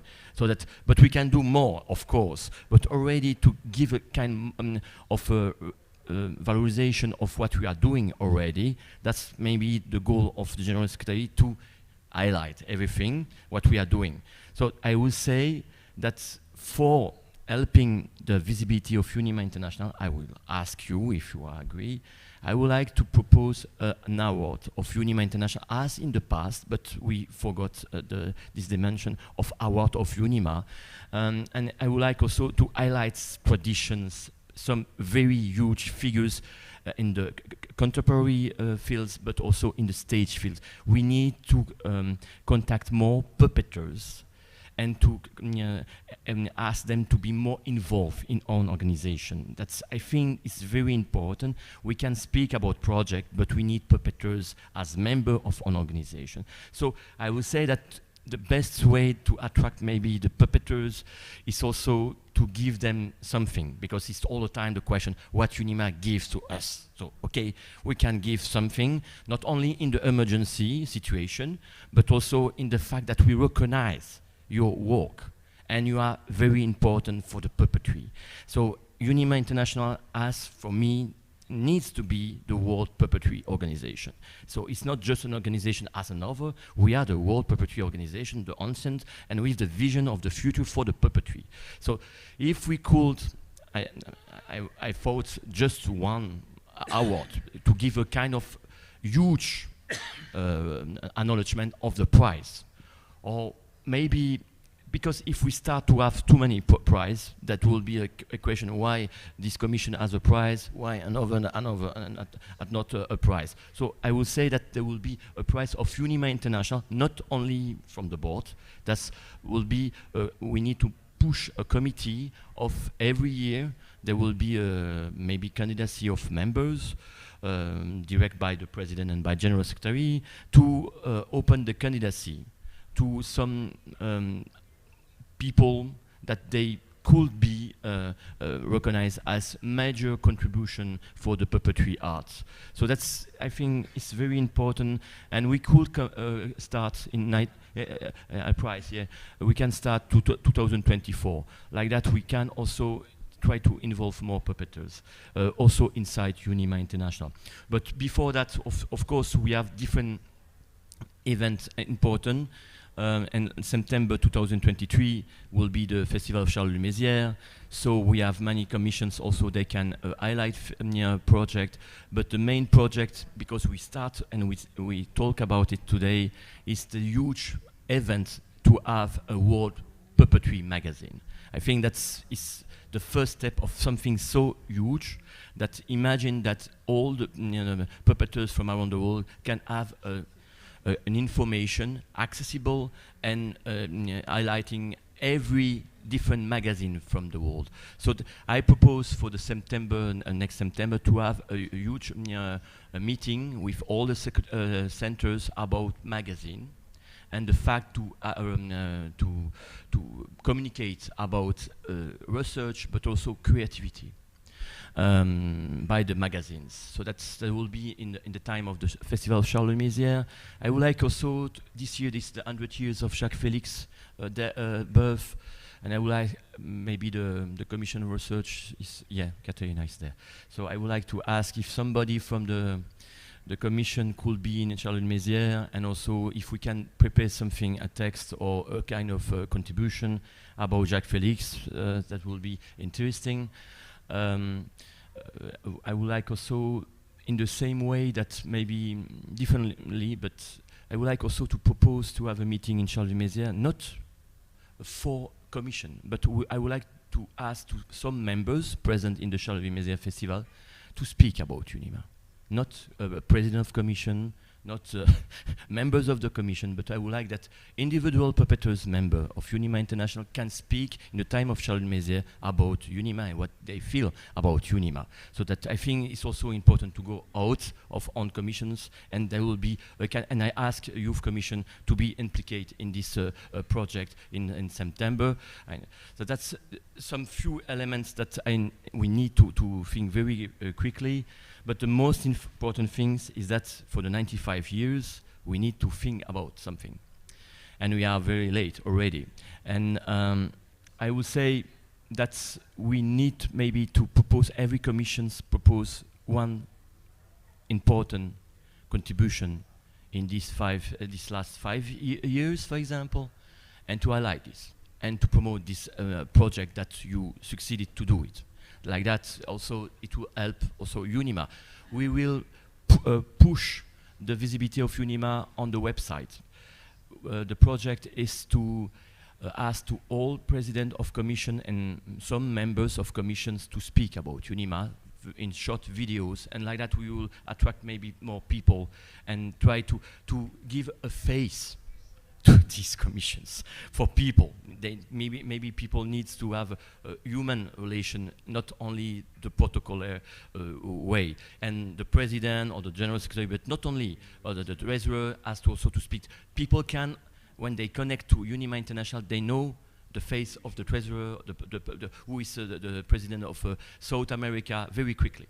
That's very important that we have a kind of a welcoming speech, or very kind and horizontal way of communicating with own members. So that's my reflection and proposal for these few months coming. I know that you are already your project, but we need really to think about this kind of huge event. And in the case and in the perspective of the Congress of Chuncheon, we like also to prepare also to give also some keys so for on guests, and also that commissions needs to prepare a little bit what we could do for highlighting and collaborating with UNIMA Korea. That will be very good for all the commissions. Thank you. I don't know if you have question, but that's, I will say, that's the humble proposal that I give you. Yeah.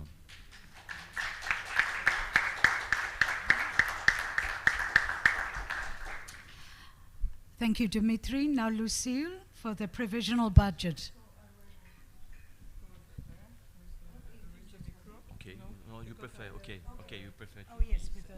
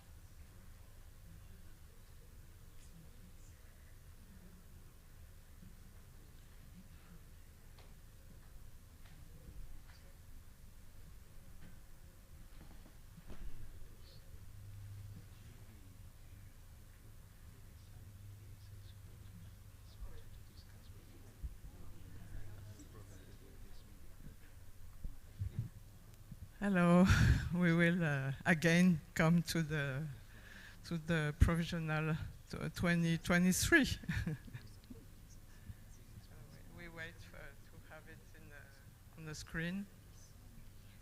Oh, Lucille, could you please put the microphone very close? Yes. Voilà. Voilà. J'ai déjà dit quelques mots de ce budget prévisionnel lors de la présentation du bilan. C'est un budget prévisionnel qui a été adopté avec difficulté parce qu'il a donné lieu à beaucoup d'échanges, évidemment, au sein du comité exécutif en octobre dernier. Alors il est certain que nous sommes actuellement fin avril et nous commençons à avoir des informations plus claires sur les produits en fait, que nous allons recevoir. Mais lorsque nous demandons, nous soumettons des dossiers à nos financeurs institutionnels, nous sommes très en amont. Et quelquefois, les projets ne sont pas encore complètement calés. On a des indications un petit peu larges. Et si on se dirige sur la fin de ce tableau des produits, nous allons voir que nous avons prévu, pour qu'ils soient en équilibre, une reprise.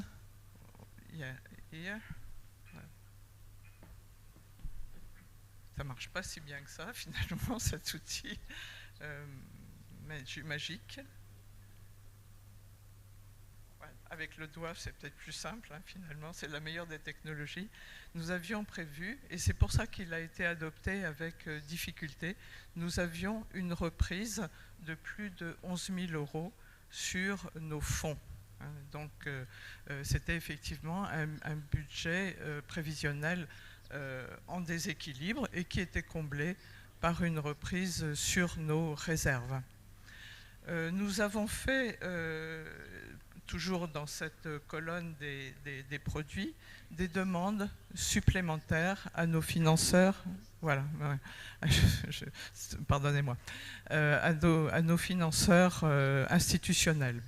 Nous avons demandé au ministère de la Culture, si on peut remonter, nous avons demandé au ministère de la Culture 3 000 € supplémentaires, ici. Nous avons demandé également 5 000 € supplémentaires à la région. Le département des Ardennes, qui vient d'augmenter sa contribution avec une convention qui reste sur la base de 14 000 €, n'a pas été en demande supplémentaire.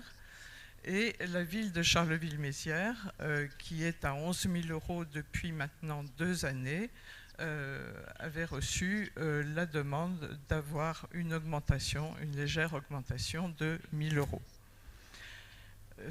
Ça fait un total de 9 000 € non garantis, évidemment, quant à les recevoir.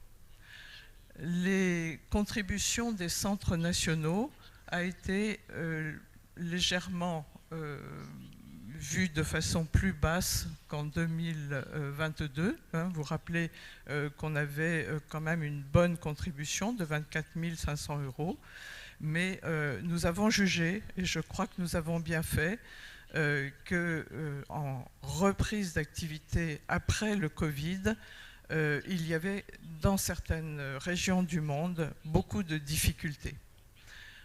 Donc nous avons prévu des cotisations, un montant annuel de 22 000 €.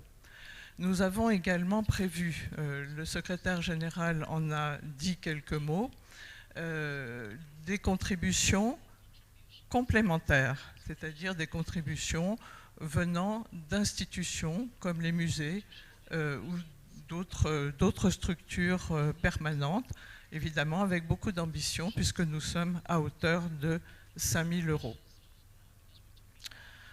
Si on remonte, je crois qu'il n'y a pas de choses particulières. Les donations, si, j'en dis quand même quelques mots. Les donations pour le congrès 2023, nous n'avons pas obtenu à cette hauteur de 4 000 €.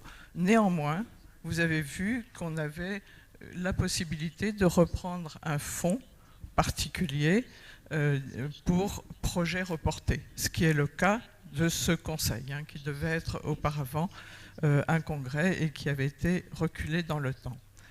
Enfin, je suis désolée de faire cette gymnastique sur le voilà.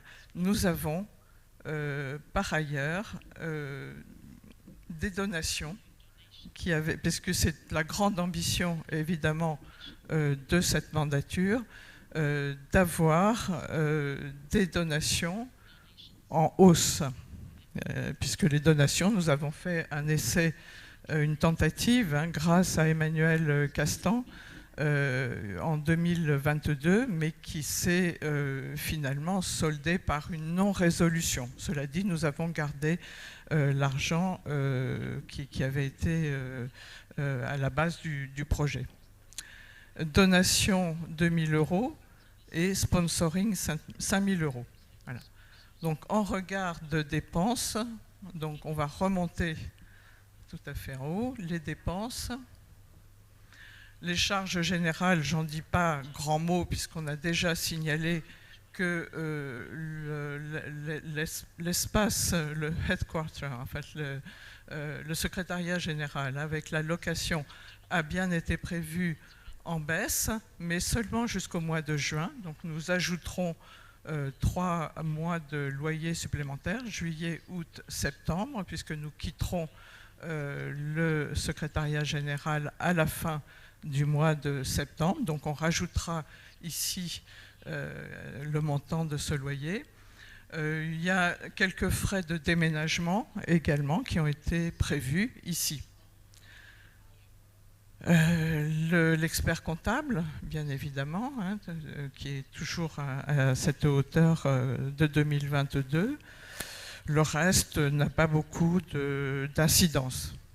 On va continuer à monter. Je veux dire, pas d'incidence, ça a une incidence, mais ça n'a pas beaucoup de changements par rapport au reste. Alors, vous pouvez vous étonner des frais de voyage relativement faibles, mais ceux du Conseil sont reportés dans la catégorie, une catégorie plus basse qui sont les activités. Et je rappelle que mon billet d'avion et celui de la salariée ont été pris en charge en 2022. Donc, nous ne les avons pas à charge sur cette année. Les salaires et prestations, donc on arrive dans cette catégorie. Nous sommes maintenant en 2023 sur une année à temps complet de notre salarié, bien évidemment. Est-ce qu'on peut relever un peu le tableau ? Est-ce qu'on peut juste relever un peu, parce qu'on est sur les salaires. Voilà, les salaires, donc là aussi rien de spectaculaire, sauf à imaginer peut-être une collaboration en administration.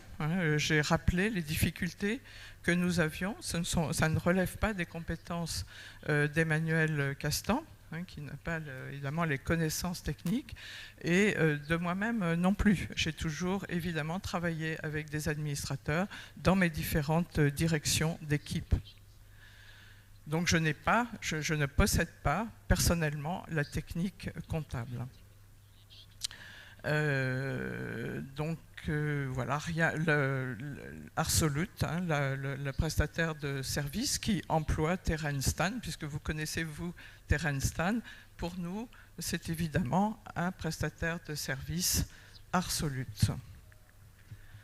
Dans les activités, nous avons prévu la journée mondiale de la marionnette, mais nous arrivons à quelque chose de beaucoup plus bas, bien qu'il y ait eu énormément d'activités.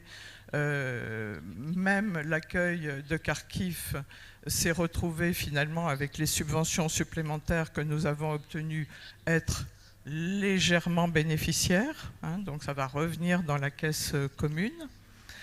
Les activités, le conseil, donc il s'agit surtout des voyages et des donations. Mais comme on l'a vu, il y a peu de choses qui ont été dépensées là-dessus, à part les connexions Internet. Et sur les voyages, nous avons expliqué ce que nous avons, les voyages qui ont été aidés. Voilà, donc on vous fera un bilan de tout ça, mais on n'arrive pas du tout à ce montant-là.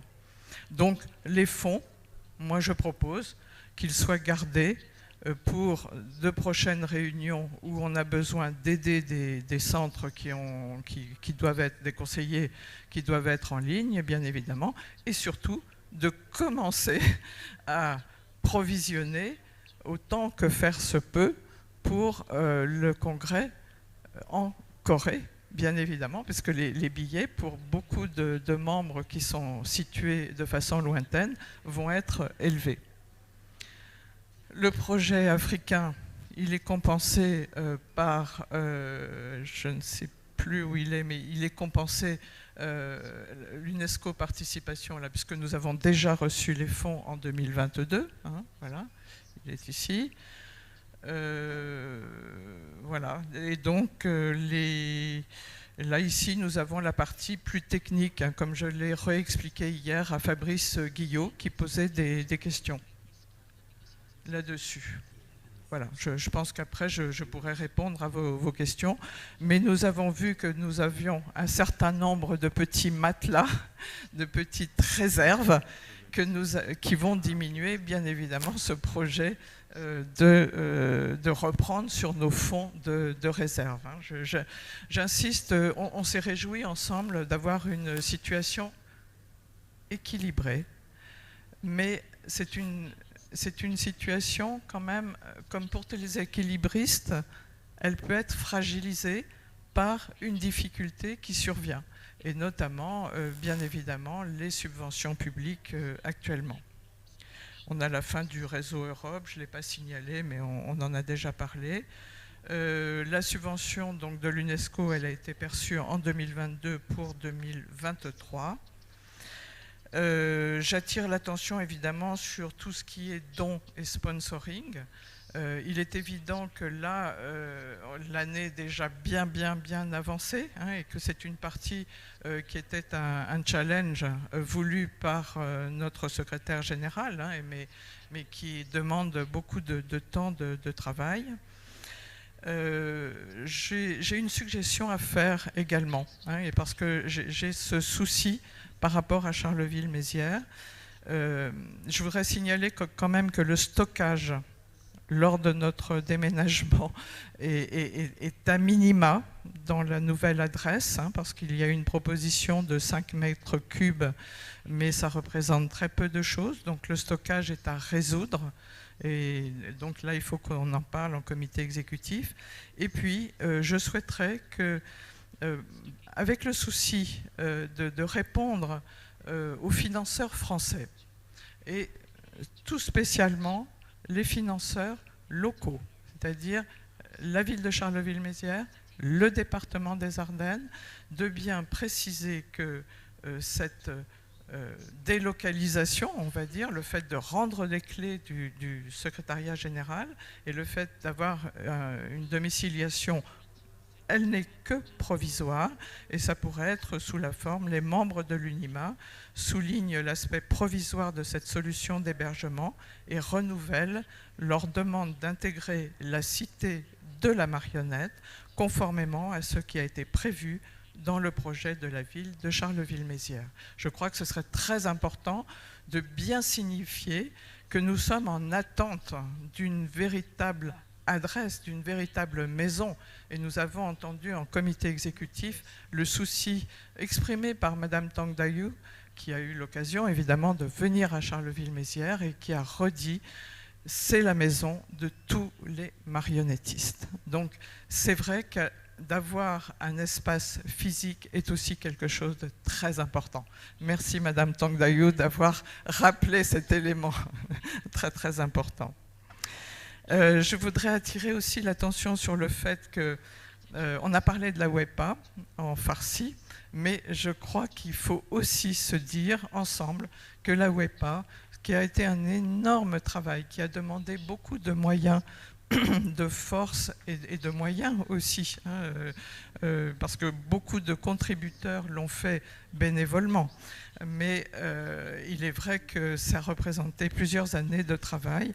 La WEPA demande à être réactualisée. Comme tout ce qui est en ligne, il faut bien évidemment à un moment donné avoir les moyens de la réactualiser. Évoque le projet européen se termine. J'espère que la Commission Europe peut-être va nous donner la possibilité d'aller chercher des fonds européens. Tout projet doit trouver aussi son financement et nous avons travaillé ces derniers temps dans ce sens. L'Afrique est couverte en 2024, mais je crois qu'à la fin de l'année 2024, si le projet de formation doit continuer, il faut aller chercher des sous. Voilà. Alors on a annoncé jusqu'en... Oui, je vais couper, je vais arrêter, je vais tout arrêter.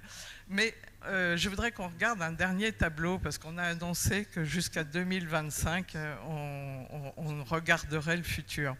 Et je voudrais dire combien c'est un exercice formidable, on aime bien le faire, mais c'est assez fictif. Parce que, comme on l'a vu avec le Covid, comme on le voit en ce moment avec les partenaires, la situation est également très instable.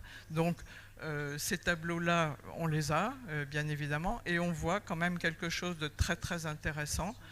C'est la fin.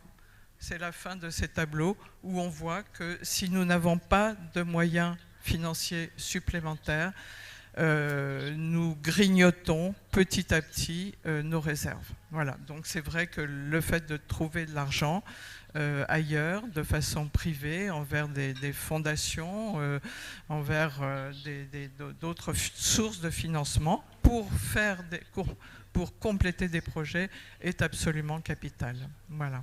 Je vous remercie de votre attention. Je sais que les chiffres, c'est jamais drôle, mais c'est quand même le nerf de la guerre, on va dire.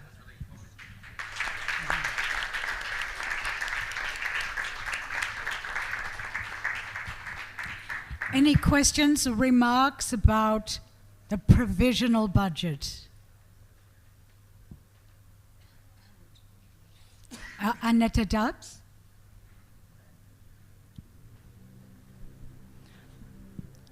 I know for many people it is very difficult to understand the budgets, and for me it is. I might maybe explain that the 10,600. What was it at the end? The result at the end where we put 10,600 euro. It is not coming from the stock.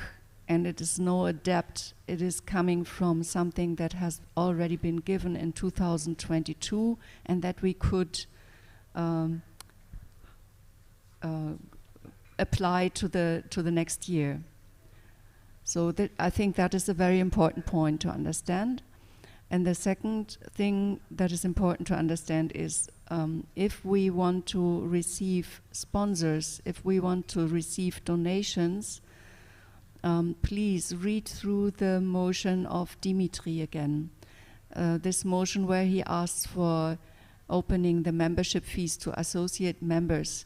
I know that maybe the wording is a bit complicated, but please read this motion so you understand this is the way how we could receive more sponsoring, more donations.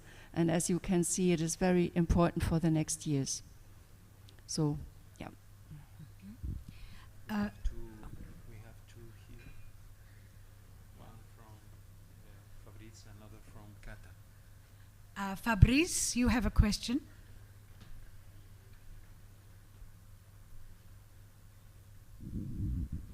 Les micros.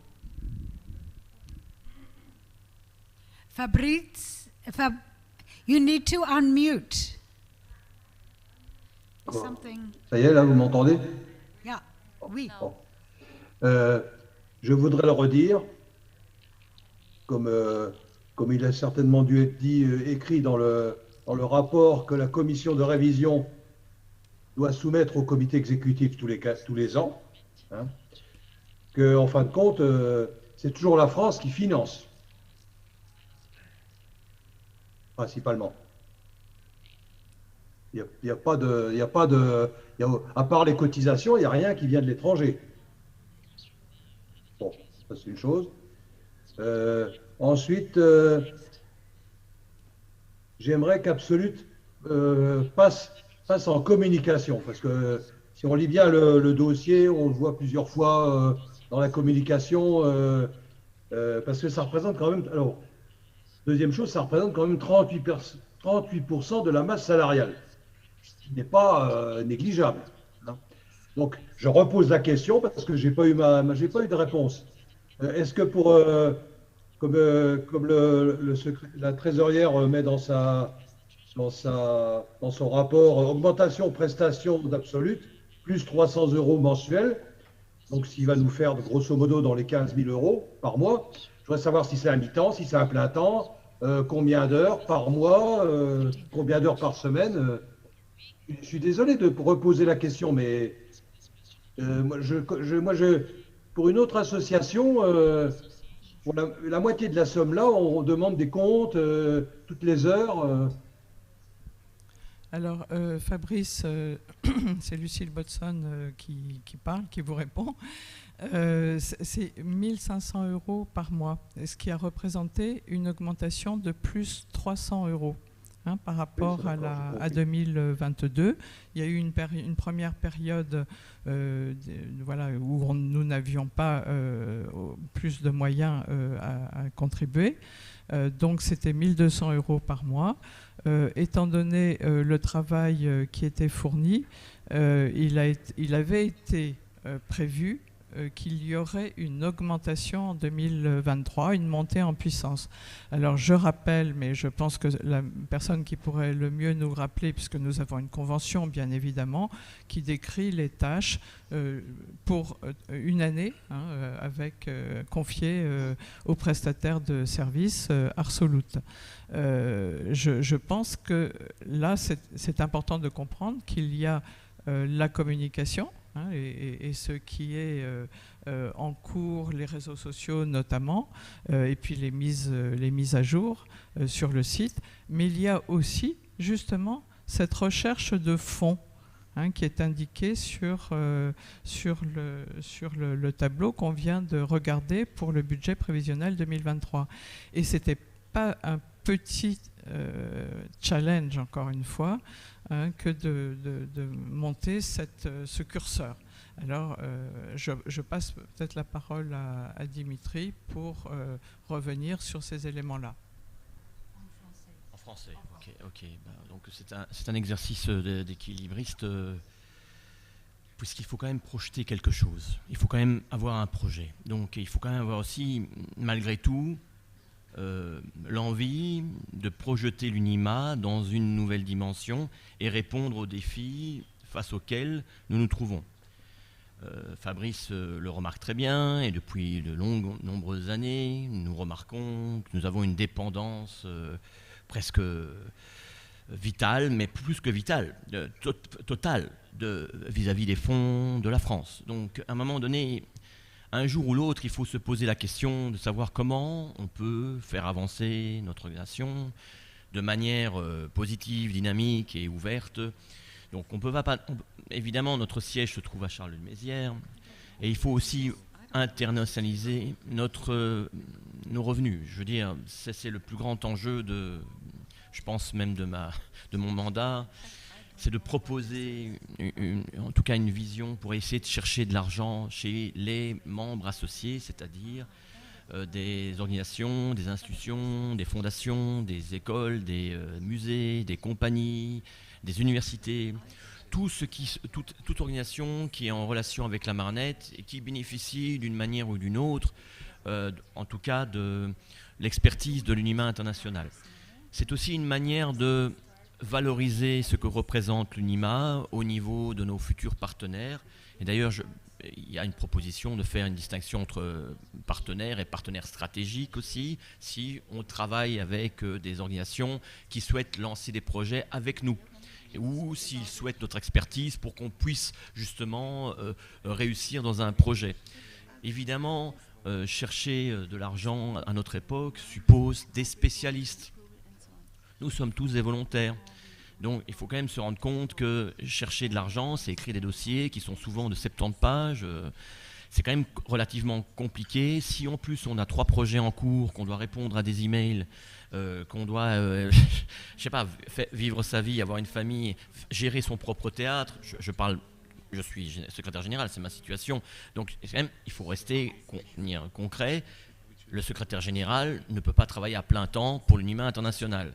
Donc si on a besoin d'expertise et de compétences, il faut quand même se rendre compte que notre employé est quand même passé à un temps plein. Ça veut dire 10 à 12 000 euros de plus de différence entre 2022 et 2023. Ça a été décidé par le comité exécutif. On a une nécessité de trouver des nouveaux fonds, donc on a besoin de quelqu'un qui nous aide non seulement dans la mise à jour de notre site internet, mais aussi dans le travail administratif avec moi, parce qu'il m'aide dans le contact avec les centres internationaux. Il travaille aussi dans la communication des réseaux sociaux, mais aussi à la recherche et la mise en place justement de cette campagne de recherche de fonds. Donc quand on pense tout ça, sachez que depuis 2021, je ne peux pas lever des fonds comme je veux. Donc il faut s'imaginer que les statuts sont là, mais parce qu'il n'y a pas marqué membre associé dans les statuts, eh bien, la dépendance des cotisations et des rentrées financières au niveau de l'UNIMA international n'est que individuelle, et par le fait de la convention qu'on a signée avec les différents niveaux du gouvernement français. Donc quand on voit ça, on se dit, on a un problème déjà administratif à régler, et aussi de vision derrière tout ça. C'est vrai que c'est compliqué, je veux dire, mais c'est une année très transitoire aussi. Et donc, au vu de toutes les dépenses, même en plus, on a une année de conseil, quoi. Je veux dire, il faut quand même se rendre compte que le travail, on est invité par l'UNIMA Indonésie, je les remercie, mais il y a aussi tout un travail de la part de l'UNIMA international pour que ça se réalise aussi. Et je tiens à signaler le travail de toute l'équipe, bien sûr, indonésienne, mais n'oublions pas le travail de Terence, qui est là et qui travaille plein temps, depuis presque 14 ou 15 heures par jour, pour que ce conseil ait lieu. Et Terence Tan, il faut savoir aussi, il est membre de l'UNIMA Singapour, et d'une certaine manière, l'UNIMA Singapour met à disposition quelqu'un et donne de l'argent pour l'UNIMA international, d'une certaine manière. Donc il faut quand même relativiser, parce que c'est pas comme ça qu'en claquant des doigts qu'on peut avoir un conseil, qu'on peut avoir des relations hybrides, il faut regarder ce que veut dire investir. Moi j'ai préféré investir dans l'humain que dans des briques. Je suis désolé de dire ça. Entre un lieu qui est très peu utilisé et travailler sur la communication et dans les ressources et lever de fonds, j'ai dit il vaut mieux essayer de conserver et prendre de l'argent sur le siège, qui est très peu utilisé, malheureusement, et qui demanderait, si on souhaitait garder le lieu, tout un travail administratif complémentaire. Et il faudrait même engager quelqu'un pour pouvoir faire vivre ce lieu. Donc, est-ce que l'on veut s'inscrire et s'asseoir à Charles-de-Mézières quand on a plus de 100 centres internationaux et que le premier problème face auquel l'UNIMA international est confronté, c'est la communication et pas l'administration. Donc il faut vraiment regarder quelles sont les priorités. C'est un peu long, je sais, mais j'essaye d'expliquer gentiment pourquoi il y a des décisions et pourquoi cette année-ci est difficile. Parce qu'on a pris des décisions et parce qu'il faut essayer de trouver de l'argent là où on est, là où il n'y en a pas. Alors comment on fait? Alors soit on diminue le salaire d'Emmanuel, c'est pas possible, on l'a voté. On diminue le travail de Terence Tan, il fait tellement de travail qu'on est presque impossible, comment on va faire? Donc alors il n'y a que le lieu, quoi. Et on essaye de trouver des fonds de recherche. Thank you, Dimitri. Okay, Carter, you have a comment to make. Carter? I am here, thank you very much. It is just take a little time, but I can switch off my micro. I also, again, I would like to have a question to the system. because as I know, all the executive committee has to vote for this budget, and we get this, and thank you, Lucy, this huge work. But until now, I don't understand what is behind the lines, what I would like to explain. There is, for example, European network and African network, and I can understand that somehow it's covered, but why there is no Asian network? And if the board decides some of the amount to spend out or to receive, but we cannot see this kind of directions and the whole system, how it is done. In this case, I have a question why we should have a voting for something what we don't understand. And also there is a question about the system is that, I mean, this is just one example.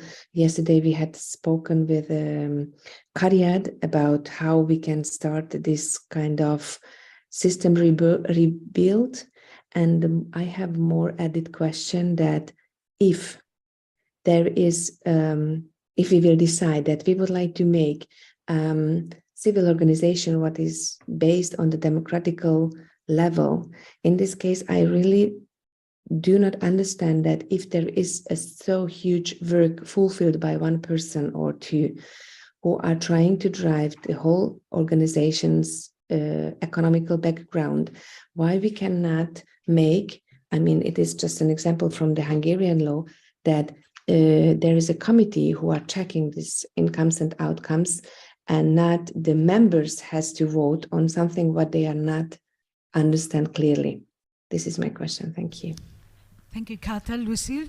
Alors, pour répondre très clairement, je n'ai plus le tableau devant moi, mais le projet européen, EVOC, a fait l'objet d'un dossier auprès de la Commission européenne.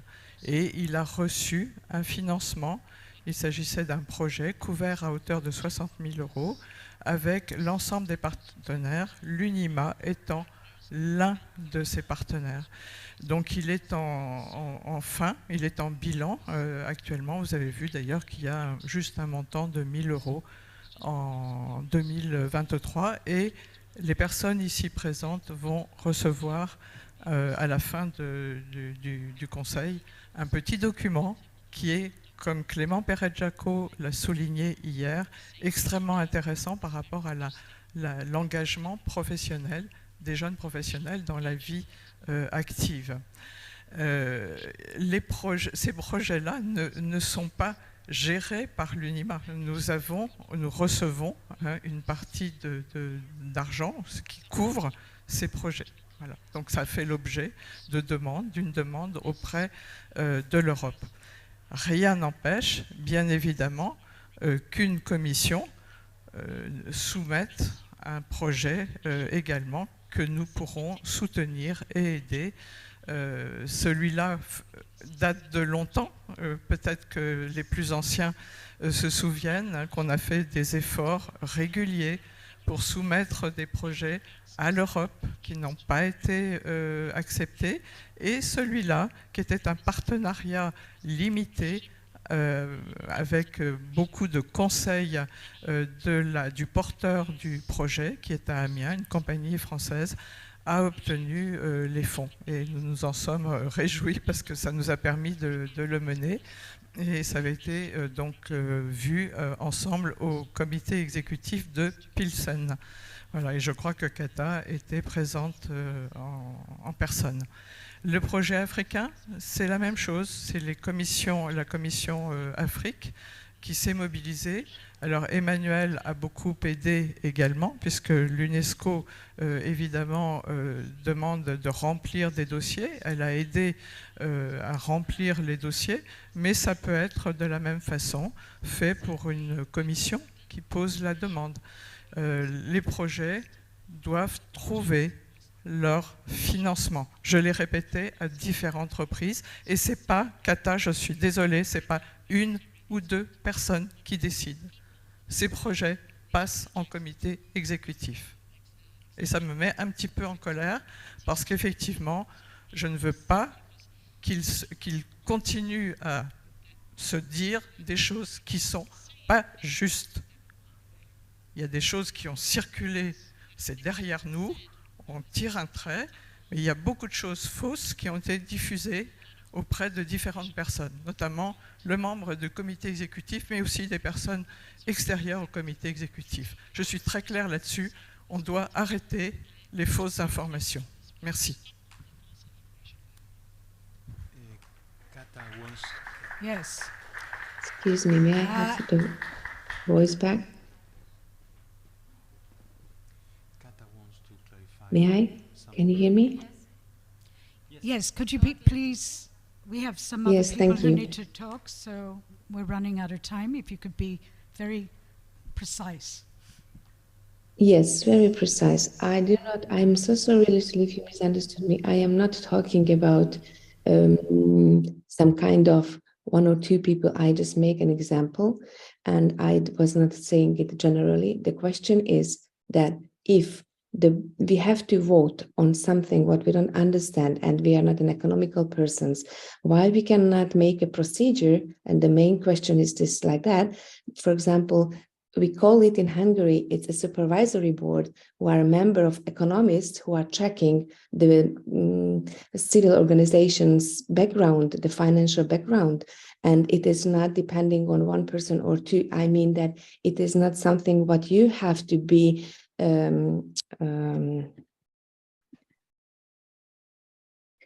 responsible. So this is why I was checking that, can we make this kind of, I would like to suggest to make some kind of checking committee or supervisory board who can check all this economical stuff, because we are puppeteers and I am fan of the numbers, but I am not an economist. So this is why I would like to suggest something, how it can be much more clear and not just voting something what we do not understand. And of course, I am not talking about the projects, but I am talking about the whole economical background, because there are a lot of countries, a lot of needs, a lot of problems, and a lot of things what we have to carry on. So I think it is one of the most important part when we are talking about the money. And this is everyone's responsibility to say yes for something what we are understanding. This was my question. Thank you. Kata, Annette is going to respond. Yeah, I'm just wondering if this is the case of really many members of the executive committee, because I would expect people from the executive committee, if they do not understand a line in the budget, then please ask Lucille, ask me, ask those who understand the lines.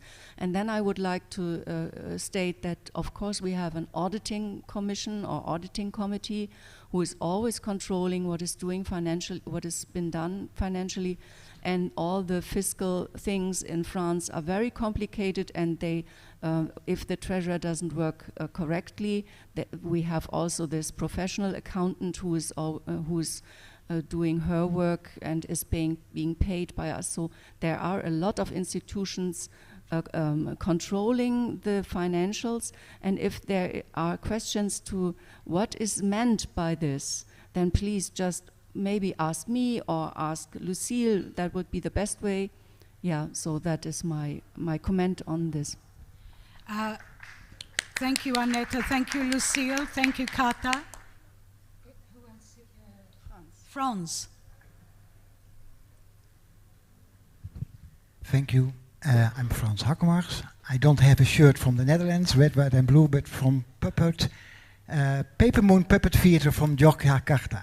It's a present from them. I want to reflect a small notation about what Fabrice was telling, that France was giving a lot of the amount, the financial amount of the budget. But I think you have to be very careful if you say these kind of things, because we don't account in this report all the energy which is put in by volunteers. So you can't compare it so easily. Then you have to account all the work also of the volunteers. How many time, what is the worth of the... then you can really make a conclusion about this expression. So be very clear, Fabrice. I would advise him. It's not so easy, it's more complex, the reality. In the Netherlands, we have women. More women have part-time jobs, and now the government is saying they should work more time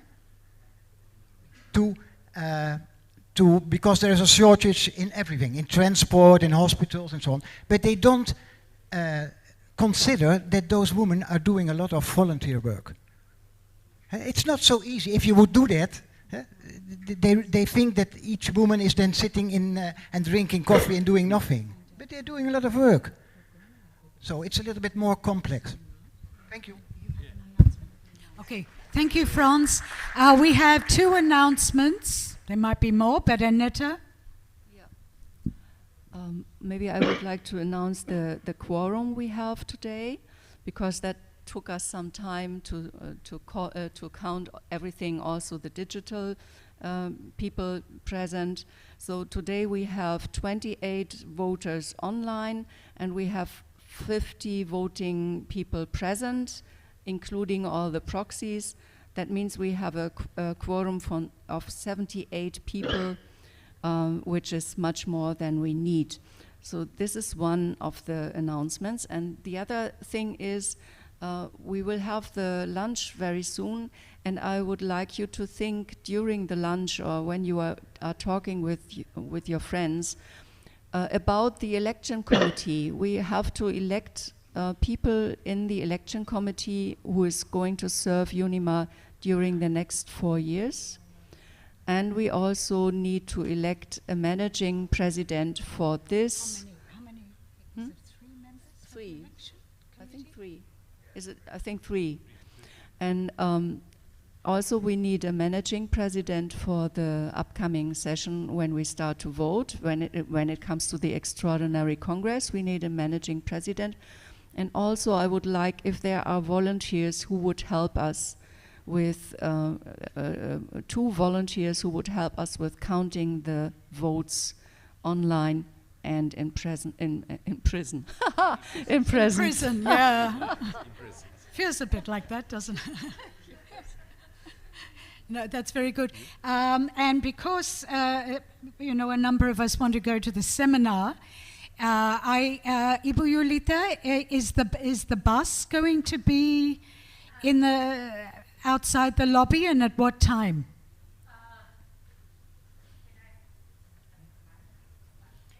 The mic, Alex, so could you help? So we have 2 minutes.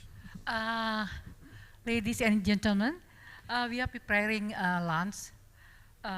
What time it will be finished? Karen? Pardon? What time it will be finished here? For lunch. We have to prepare. The bus will leave in 10 minutes. No, okay. We are prepare the lunch here, and the car will be leaving at 1 p.m. Yes. 1 p.m. 1 p.m. because the seminar will be 1:30. About 20 minutes from here. And then the car will be leaving from the seminar at 6 p.m. We're going to have a dinner box. I'm sorry about that, but it's to make it easy for you to catch up here. And you will be start at 7, right? 7:30. Yeah. 7:30. Yeah. Okay. So the car will be at the lobby at 1 p.m. Yeah. Okay, that's why we have just one more notification. Quick lunch. That's what I'm saying. One more notification. Terence. Sorry, so just some housekeeping from us from the registration office, and for those of us who have been. Firstly, I want to thank the ePro Productions videograph guys. Thank you all. So now we have a number of requests to put up your slides, videos, and everything online. So I just want to give a general just seek your general permission. If there's anyone who says, no, I don't want to share my data or anything like that, please let us know. We do have a few centers who were not able to finish their presentations yet, so we will put those slides up. For those of you whose files, videos were not entirely accurate or whatever, Sweden and a few others, update me and I'll put it on the Google Drive and we will share them with you. And last but not least, if there's anything that we could have done better, could do better for the next few days, feel free to write to us. The registration board will be emailing all of you. Thank you very much. Thank you, Terence and Jess. Don't forget, 10 o'clock tomorrow. Well, we're coming back, 7:30, but every morning register, and 10 o'clock is the starting time.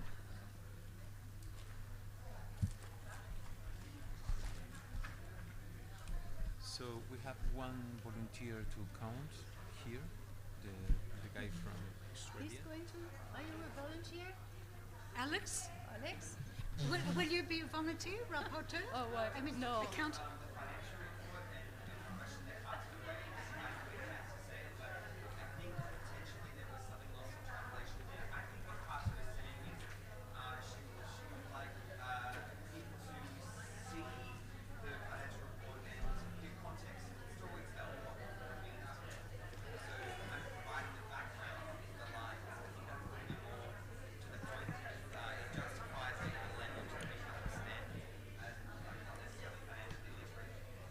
So more explanations in this.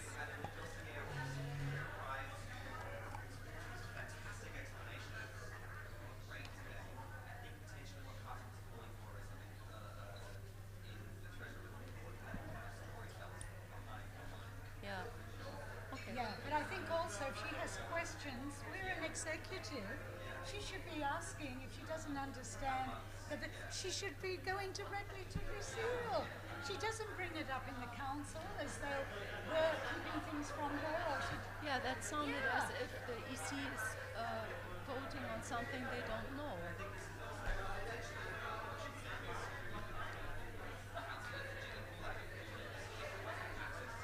Yeah. Yeah. If she makes it like that, but she started off by saying, I don't understand. Well, you know, she's had 2 years on the executive to ask. I'm continually asking questions to Lucille.